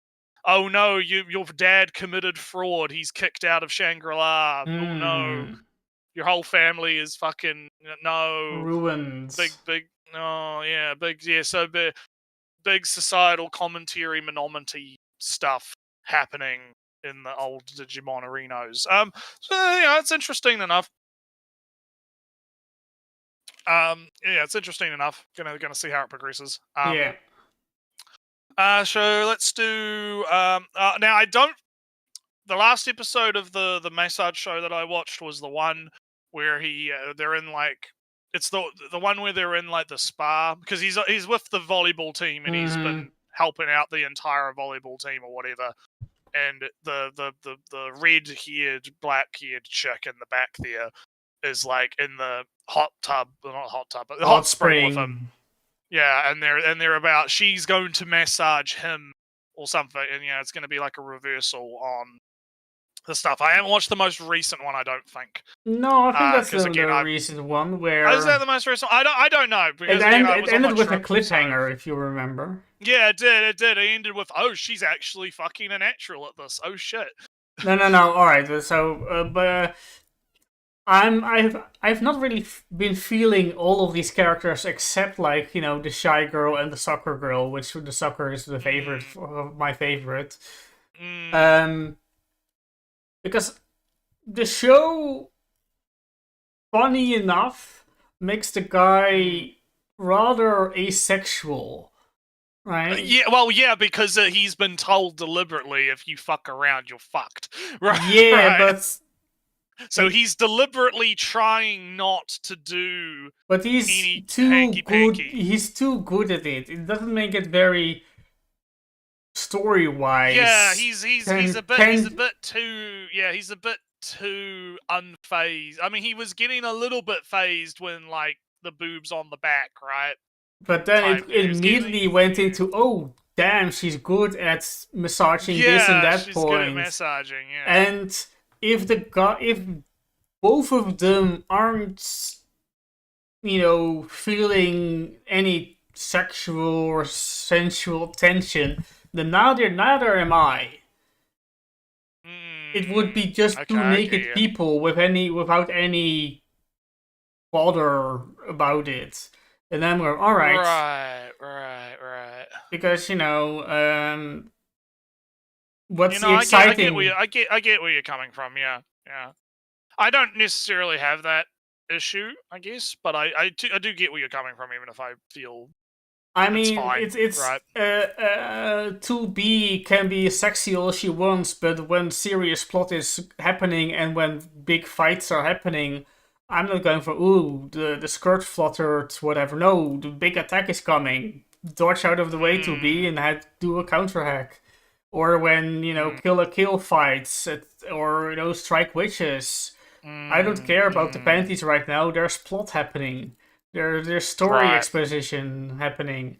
And the same Yeah, no, goes for this show. I get you. I get you. Okay. But yeah, so I guess that's all I got to say about it for now. Oh, I guess we'll do. it might be an Hmm? after credits cliffhanger, Netsu. Our blonde girl, the runner, Oh. is I believe she's a runner, right? Or was she like tennis? No, she's. I can't remember what sport she is. She's some sport. I think she was like tennis, Some maybe. maybe tennis. I don't Don't remember. remember. But anyway, she had an accident. She fell from her bike, and then she has a Oh sprain. And our no! guy has to quickly massage it before the whatever sets in, I think. And so next Oh episode no! is going to be educational, how you can use massages to heal or Magic prevent worse fingers. injuries when after it happened. All I right. think. Well, sounds good. I'll have to watch it later. So, Last Boss, big things happening in Last Boss as well. Two Yes. shows with so. Well, then again, I feel like Last Boss was kind of telegraphing that there was something going on for a while. Well, yeah, with her, but then also the ED, it was kind of ominous and Kind of odd. wonk, yeah. So since we have 2 episodes to kind of go over, Mhm. the first part of it is yes, big racism. Race war starts now. How do we stop the race war? Our maid girl comes back. You know, With captures the the devil demon. guy that kind of incited the big deal of it, and also Yeah. our one of the zodiacs basically, who was inciting the whole, was doing a berserk status, making everybody extra angry. Was like, oh damn, you're really here? All Oh right, shit! Oh shit! It is you. Okay. Let me time. hide in your shadow again. It is funny because usually it's the cute girl that's hiding in the shadow, and now it's the old man that's just poking out Yeah, of the shadow. yeah. And it's kind of like, I mean, it's going to happen, but it is funny how he's fighting the sheep girl, or the sheep trap. Mm. God, I fucked up. They're having a little fight, and then our girl shows up. It is like, hey, cut it out. I respect your dedication, but I'm back. It's fine. Don't worry about it. And he's like, yes. It's just like, yep. Time to get back in line. Yeah. So the demon guy shows up, or gets captured, and he's going off about, the don't trust the blue hair girl. No, she's not who she gets immediately fucking stabbed by. I did enjoy how he's just literally on the run from our maid girl. That's just fucking constantly. I thought the gag around that was pretty enjoyable, where she's just like, "Can we stop this now? Just fucking surrender." It's not. This is not ending well for you, my man. So yes. So that kind of plays second fiddle to, obviously the race war gets resolved. They have a conversation with the one-winged angel guy who was the hero, and she determines, okay, he's also not a player. It's an actual character in the world, right? So and so and so and so. And then we kind of get to the end of the episode, and our girl brings up like, oh, taking photos, right? Like taking a photograph of something, right? Don't like telling the maid girl not to take any photographs, and literally everyone is like, What the fuck wait, is what a the fuck is a photo? photograph? Yeah, what the fuck is a photograph? What do you mean? Except way back in like episode, early episodes, our blue haired girl is like, I know what a photograph, right? And so, leads into the next episode where we get the big reveals, the big reveals boss fight of, turns out our blue-haired girl was a beta tester for the game, or an alpha tester. A beta, maybe? Sort of the line. Beta is beta testing, and has been trapped in this world for a little bit. Yeah. It's been trapped in the world for a bit, and is essentially was trying to basically use our main girl and the Zodiacs to basically destroy the demons. Basically, try and trick them into doing what she wanted, right? Essentially, and so they have a big fight, and she gets kind of wrecked because, yes, you're a beta tester and you know you did all of this stuff and have all the high stats and whatnot, but you didn't actually play the game, right? You don't actually have knowledge of how these things work and can, like, or you might have tested the game, but I played the game for years and I know all the tricks and the kinks and the, different, like, strategies and whatnot. You're just tossing abilities out, high powered abilities, whereas I know how to utilize those abilities properly, right? In like unconventional ways that were probably not intended by the devs, right? So yeah, they have the fight, and we get kind of an interesting reveal that the world that they're in is not actually based on the game. But instead, it's based on the novel system. The novelization of what happened in the game. Yes, because it's explained. Because if you remember, it's explained that the game had a, like, novel system that created, like, the story of the game based on what the players did, right?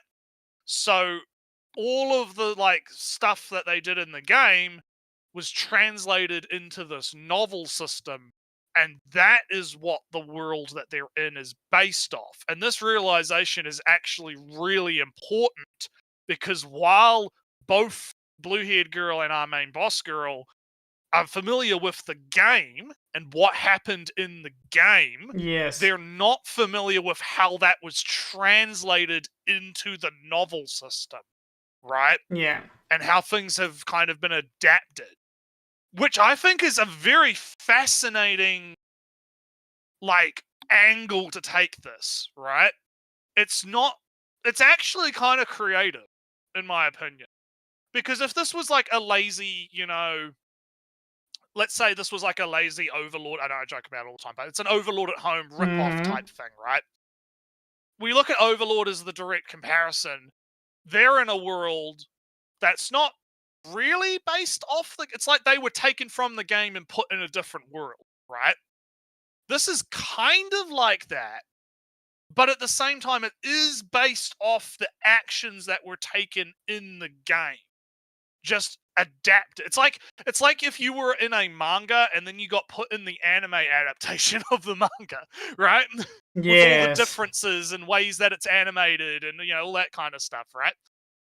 I think that's fascinating. I think that's an interesting way to kind of go about it. So it's got my hook. So what ends up happening is they kind of are like, oh yeah, you tried to trick me, but it's okay, whatever, make up, handshake, let's work together, instead of tricks, and no more tricks and fucking whatever, just join me as a thing, and new character join the party, right? Yeah. And so, yeah, I'm pretty hooked. I'm pretty into it. So like there are like 2-3 details I want to add, right? So the racism civil war was caused because the king was kind of weak and meek and insecure and whatnot. Alright, he's not a player, so we don't care much about him, but he is a real person in this world setting. So our girl, specifically the girl's side, right? The character that exists. Yeah, because we also got to remember that there's like 2 minds in the same body almost, and they're kind of starting to merge together. Sometimes. A little bit. But challenging the persona that has existed in this world forever, does a small speech to him, and then gives him some confidence, and the confidence of this meek king, given new confidence, has suddenly become sort of a oppressive overlord dictator. You know, he said he's you know, the people are bickering at the feet of his throne again. He says, "Who Get the fuck out. Did I give you permission to speak? You colluded with the demon folk. You are now going to be executed." Not in that but you know, he goes from so nice. Why did I bother listening to Why didn't I do this before? Why did I do bother listening to opinions? Why didn't I? I'll just become an evil overlord. It's possible that this is going to lead to consequences. Yeah. Like maybe not the best idea. But yeah. It is interesting. Also, Naretsu, she said, you know, the role reveal that she's a player and a beta tester and blah blah blah blah blah. Explains some stuff, but Naretsu, I don't believe it. I feel there's more. There is it. The whole colluding. If she's so powerful, if she is the level 1000 that she is, she's power enough to eliminate the entire Luminary thing. She is. She can probably fight and protect a lot more than she did. Well, she can drop fucking meteors on people. So. Yes. Also, there is still the moment where our girl is suddenly all unsteady and you know, dizzy and feels something weird happening. Yeah, well, it's not all sunshine and rainbows insta-win. Well, a little bit.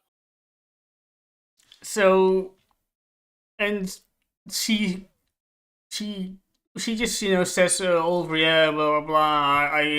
I made the thing, Devil Folk is set up, Illuminary, blah blah blah. And I would assume, as the character that she is, she would notice that our main character is suddenly dizzy and unsteady, not listening. Yeah, because she's having a bit of a schizo breakdown because of different things not being but they should. She would notice that in our main character, but she ignores it. I believe, right? That makes me feel there's more going on. Because she's sly. She's too sly for one level of deception, because... Yeah, there must be more to it. And I feel there's more to it. So, Naretsu, after at episode 10, things are interesting. It was kind of by the book-ish by this point, but suddenly we're introducing our main character have resolved the situation by making things worse. We have uncovered a great secret, but there are more lies underneath. So suddenly I'm paying attention. Well, we have been paying attention to the shadiness of her for a while, but there's more to pay attention to, not just. And we have to pay attention to what they are leaving behind. If the great confidence they inspire means that there are more wars coming. Because now we're moving on to, we're going to get the angel nature girl thing. Is going to be our next final, I guess. But they are also deliberately ignoring the lion and the vampire he's fighting, and the scorpion who is still. Well, we did see a little bit of what I assume to be vampire, whatever. Who's like, oh, is she back? Oh, I'm gonna fucking kill her. So she's our main character, to be exact. The main character is deliberately ignoring situations that are bothersome to do easy stuff now, which is not necessarily a terrible decision in real life or whatnot, but I feel that we're introducing some consequences more and more.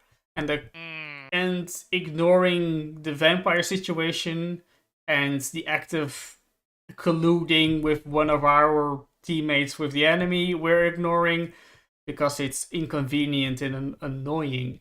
But I feel we should diminish the strength of the devil folk more than we should go after an easy target, right? Yeah. Well, we'll see. We'll see how. Well, we don't have a whole lot left. Mm-hmm. At least I assume. It doesn't look like there's like a listing of how many seasons or eps that we're getting. I out of this. assume So 12, 13. Like I 2 at assume most. we'll get 12. But also, the other thing that we should talk about is the end of the episode drop of, the hero has been summoned. Oh yeah, I don't know what it The means yet. hero. Well, I assume it means that maybe it's a player, maybe it's someone. Oh who's yeah, no, stronger than- it was like just a Yeah. regular Japanese uniform guy. Yeah. Yeah. So someone else has been isekai'd into the world. Maybe he has the ability to get stronger than, level 50 or whatever. Because he's like not everyone, bound by the game system instead of just visual Well, yeah. novel. the novel sto- system, or however it works, right? So yeah, we'll see how that progresses. I'm keen to see. Oh no, what happened. I'm feeling conspiracy theories bubbling up. Oh no. Right Oh, no. at the moment that our main character is not cooperating, is no longer abiding to the wishes of our beta tester, somebody else pops up. Mm. Suddenly the And I mean, there is also still that like goddess looking chick in the OP that's like grinning, looking menacing in the OP. So, maybe there's something else going on. Maybe again, and it all kind of depends because, like I said, we can assume 2 episodes, left. Don't know how much they're going to be able to get done. But like I said, we'll see kind of how it progresses and whether or not they have enough time to kind of get through what they want to get through before having to because you never know, it might get another season, it might not get another season. We don't know what the situation's going to be. But speaking of things that might not be able to get done within the next 2. Oh boy. So Toa. Yeah, Toa. Oh boy. What an interesting twist that was. So first off, the relationship with the couple on the train doesn't end well. No, and in the grand scheme of showing different types of relationships, amicable divorce, is also a fine one to show off in the show that is about different types of relationships and how they go. Yeah, and how it can go good and bad. Yeah, I agree. Definitely interesting. And of course, how that ties into, our artist girl's feelings, right? Because she's like the third wheel. More and more. At least is feeling like the third wheel more and more. Yeah. So, it kind of ties into that a little bit, and is an interesting look into that kind of relationship. We also in that episode, obviously we've met up with the other 2 androids, and they're kind of doing things, and then we kind of jump to big fight time, right? Yeah. I'm bringing you back to Orwell. You got to fucking come back. Although I want to have one detail, Naretsu. Our guy, the guy who was there and shows up the entire time, the entire length of the journey, from going along with the tractor. In the first, when we first met, he's a farmer on the tractor, and then he's going on the boat, and then he's a mafia henchman, and then he's a second-hand. Now he's a bartender on the train. Yeah. Oh, and our black-haired android is talking to him as if he is a person that knows. He's meant to have a job. He's meant to be doing a job, which he's not doing at the moment. So So he's Yeah. abandoning the job in favor of tagging along our group of friends, our Elsia. But yeah, after that, after confirming that we already know that he's super shady and part of a grander group or a He's an goal. Orwell man, probably agent knows? man, whatever. Oh, but yeah, then it's the fight, and the fight is cool and good. And Fight is cool. Androids fight. Big fight. Big cool. Big cool I fight. did big thing. appreciate the start of the fight where our girl has a cloak on and the battle starts, and the first thing has happened is a bunch of lasers are shooting from behind her cloak, but because she has a bunch of flying laser drone shooter drones. Yeah, big fighting. Good smarts. Start with a stuff. cloak and just laser your opponent death from under your cloak. So, big fight's happening, but oh no.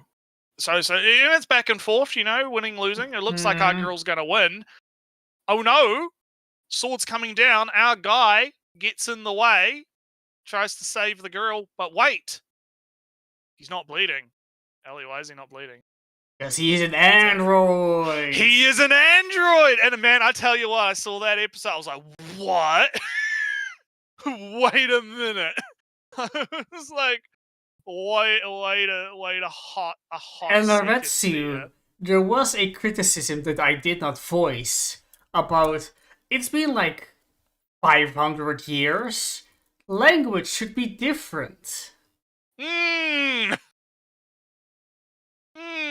In Naretsu, when I saw the auto-translated text there, especially like they showed the map or whatnot, and it was like, Parcado? Observa Frendeco, Pargo Aborala, Dharma.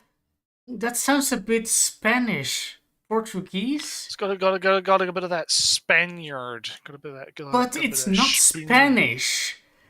Naretsu, could this be the proposed international universal language of the United Nations, Esperanto? Ooh. Well, damn, Naretsu, it is Esperanto, the proposed international language of the United Nations. That's funny. So big reveal. Our big reveal that we now have is our guy is an android. And I did find it pretty creepy when his robot eyes, camera eyes, suddenly kicked in. I was like, ooh, that's very robot-y. And he has a bit of a fucking naturally. He has a bit of the mental breakdown. A bit of this new information. A rather existential everything you crisis. knew was a lie. And he just shuts down.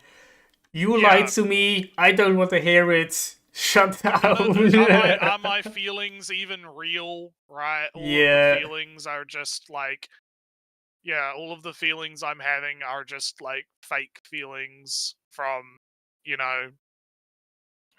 someone else's stuff, right? Because he's programmed with the feelings of the original guy, right? Mm-hmm. So then we get the last episode. Let's get the backstory, right? Exposition. Our episode. I'm guessing that our main girl is inside his head, like hacking or whatever, or they're in like his neural space, or just linking up whatever, shown logs and giving she some. Plugged into his USB drive or some shit. Or he to her. And she's like, okay, let me tell you here's the actual fucking story, right?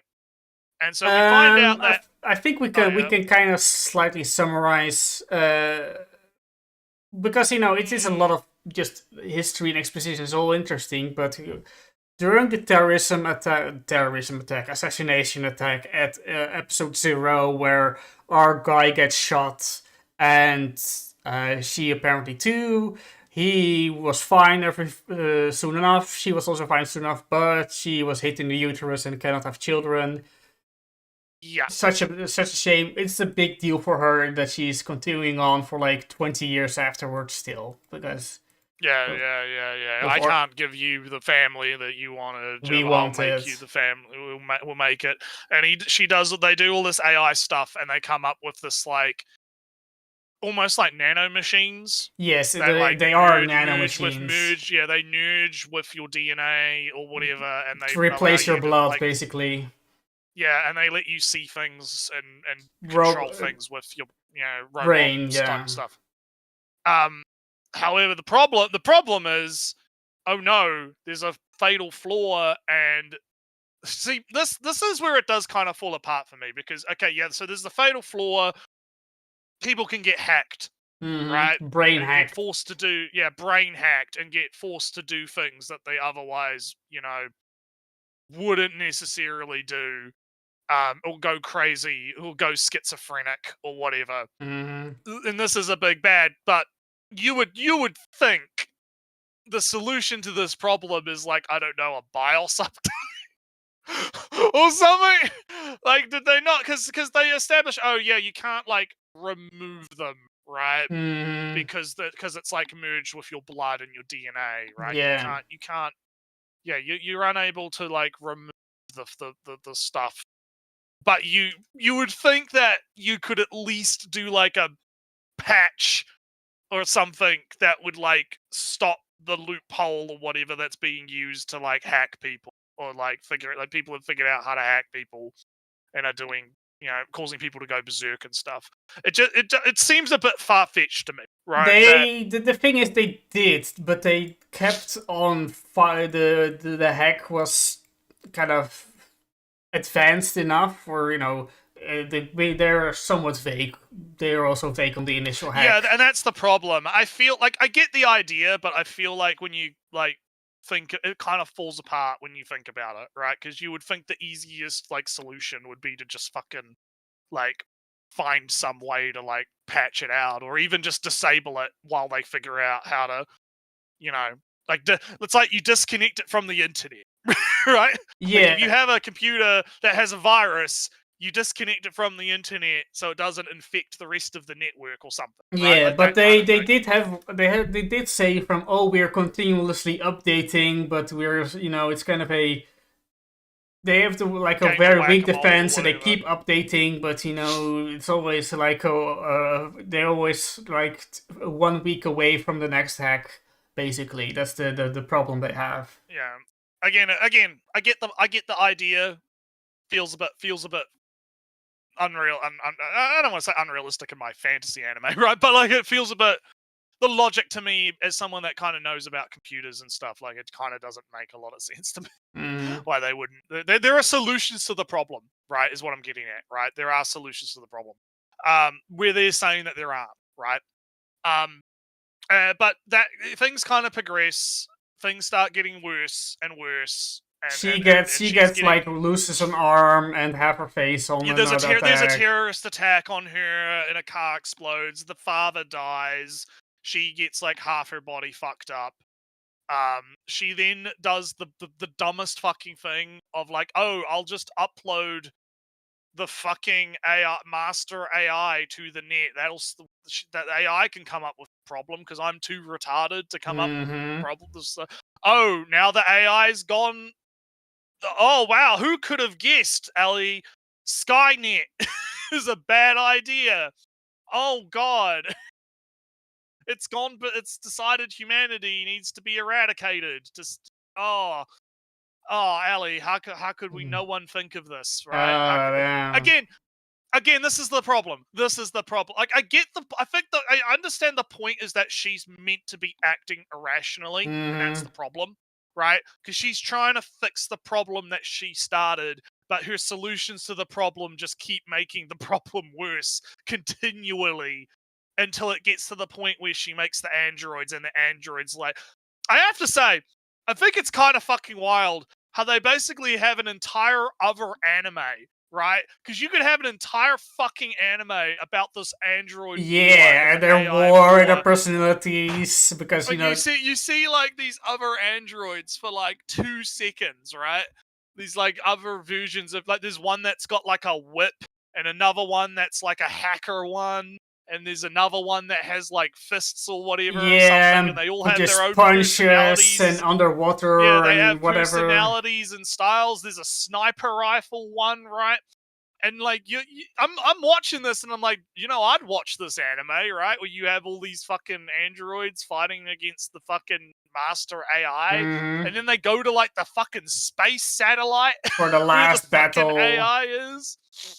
Yeah, and they kill it. They kill the AI, and then they basically are like, okay, we need to like regulate technology and get rid of computers, and make sure that AI can never be developed again or whatever.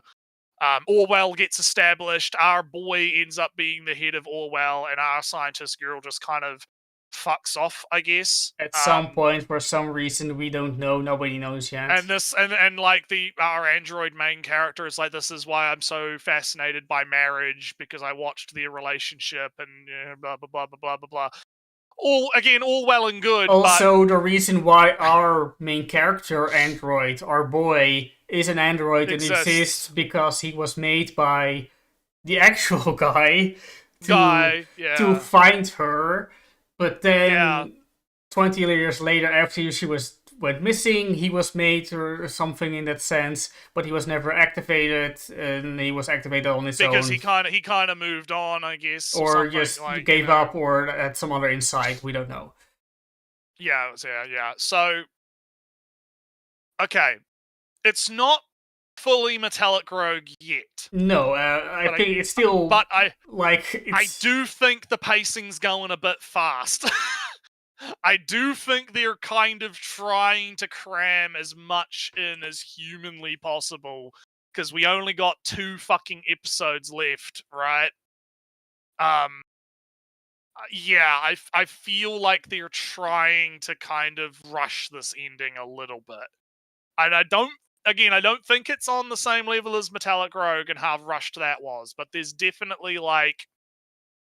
I appreciate the twist. I think it's interesting.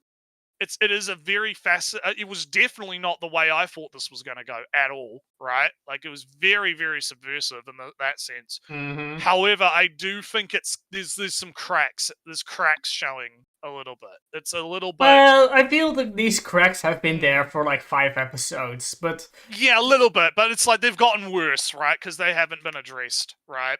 And this just kind of really is sort of... Well, it kind of... I wouldn't say it's jumping... I wouldn't say it's jumping the shark, but it's definitely kind of... picking up speed, maybe. No, it doesn't make any sense. We've kind of hit the accelerator pedal a little bit, and I feel like if they were going to do that, they should have probably started doing that earlier. So I'm more fine with this. This is kind of maybe slightly a return to the sci-fi setting, because big exposition about the state of the world in this future, blah blah blah. I was down for that. I was down for the weird future. Yeah, no, I thought it was fine. Yeah. Like I said, even though I've got like some... And the fact that after the exposition was over and our guy has accepted and is made peace with being an android and whatnot, we wake up like 20 years later. Yeah, I guess, because our artist girl is now, like, I don't know how big old woman. she was when we started. She's like fucking, I don't know, 30 now or something. A lot older. At least 10 years old, maybe 30. At least 10 years. We'll find out in this next episode, I guess, how long he's been asleep. But it's he's she's looking a little bit more in her 20s to 30s now. I have never mentioned it, but I did find it interesting that she was a lot older in the ED. Like, oh, when is that going to show up? Yeah. Oh, episode 10 apparently. Oh, yeah, apparently now, yeah. So... Also, just like... small details is like, I think we are done with our through the OP. The OP is done. We've covered all the events in the OP. I think so too. Yeah. We haven't seen any of the other Orwell androids and big things yet. And I think there's probably still some stuff to cover. So, but I think it's possible that this is going to end up being all right. right? I don't think it's going to Metallic. We got 2 episodes left. Next episode's probably going to be, okay, here's what happened while you were asleep. Here's what we want to do. What are we going to do now is the question, right? Because, well, we wanted to find Toasa. yeah, we wanted to find Toa. Is Toa actually still around? What do we want to take control of Orwell and maybe start rebuilding society, or like what are we thinking? Well, what are we doing? society as a whole seems kind of fine. So yeah, we don't I mean, need to... authoritarian wipeout. Yeah, we village could people deal. aside. We could deal with that, but you know, it's that not could like be an that much easy worse problem to than. deal with. It's not that much worse as most societal government forms throughout human history, right? The medieval era was worse, the Roman era was worse. We were kind of fine. They're like distributed networks and education and food and security and all that good stuff. So it's fine, mostly.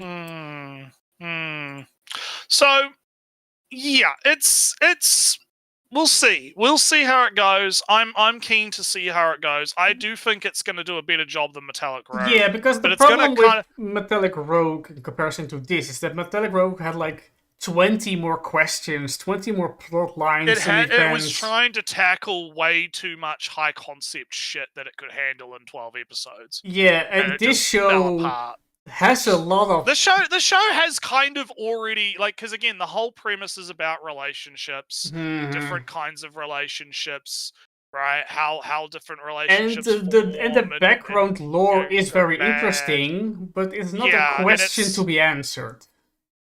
I think what needs to happen for these final 2 episodes is we're going to have to establish what the final goal is, and then we're going to have to either have a resolution to that goal, or we're going to have a ending that's kind of like off into the sunset on the next adventure, right? Like kind of ending, right? I think that's where it's going to go, and I don't have as much of a problem with that as the Metallic Rogue. Oh, the android civil war has begun. Are we going to get to see any of that? No, it's over. Aurora Borealis at this time of year, and this localized entirely within your kitchen. Can I see Metallic Rogue was valid for having its android uprising because they were treated very badly.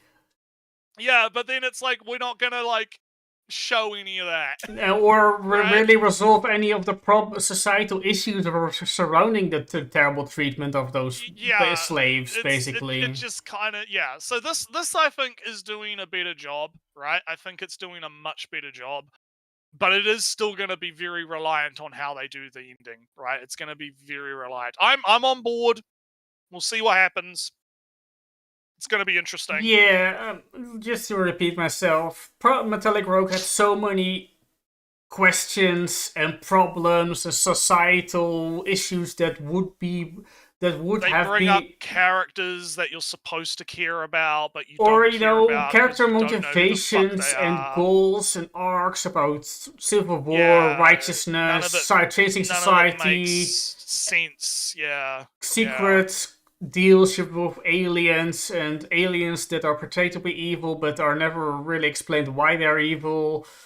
All those questions never answered. Here's the one question in this show: where is she? And that's the only question that has been put forward that needed to be answered, and the rest is all fancy exposition details. So as more fancy exposition details is very fun and interesting. And the show was very concerned about different types of relationships and bonds therein.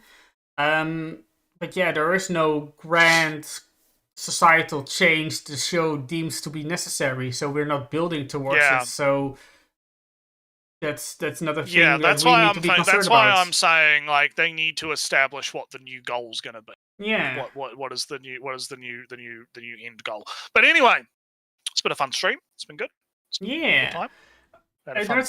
Just do some insider talk in front of our audience.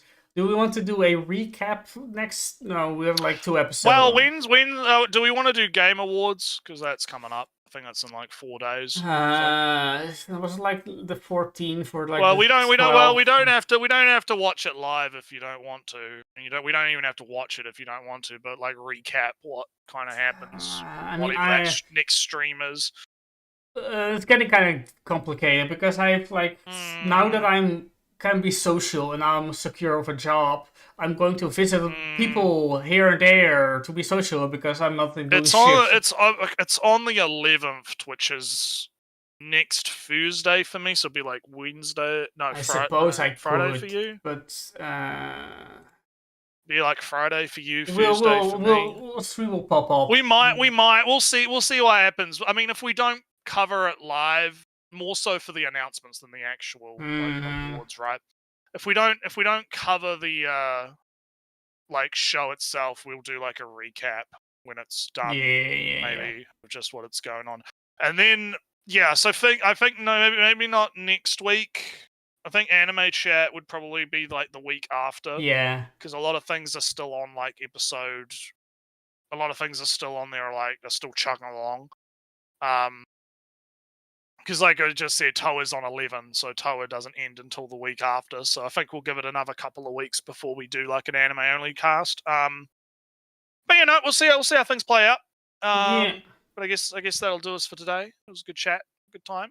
And we'll see you guys next time. Yeah, bye. Bye. Later.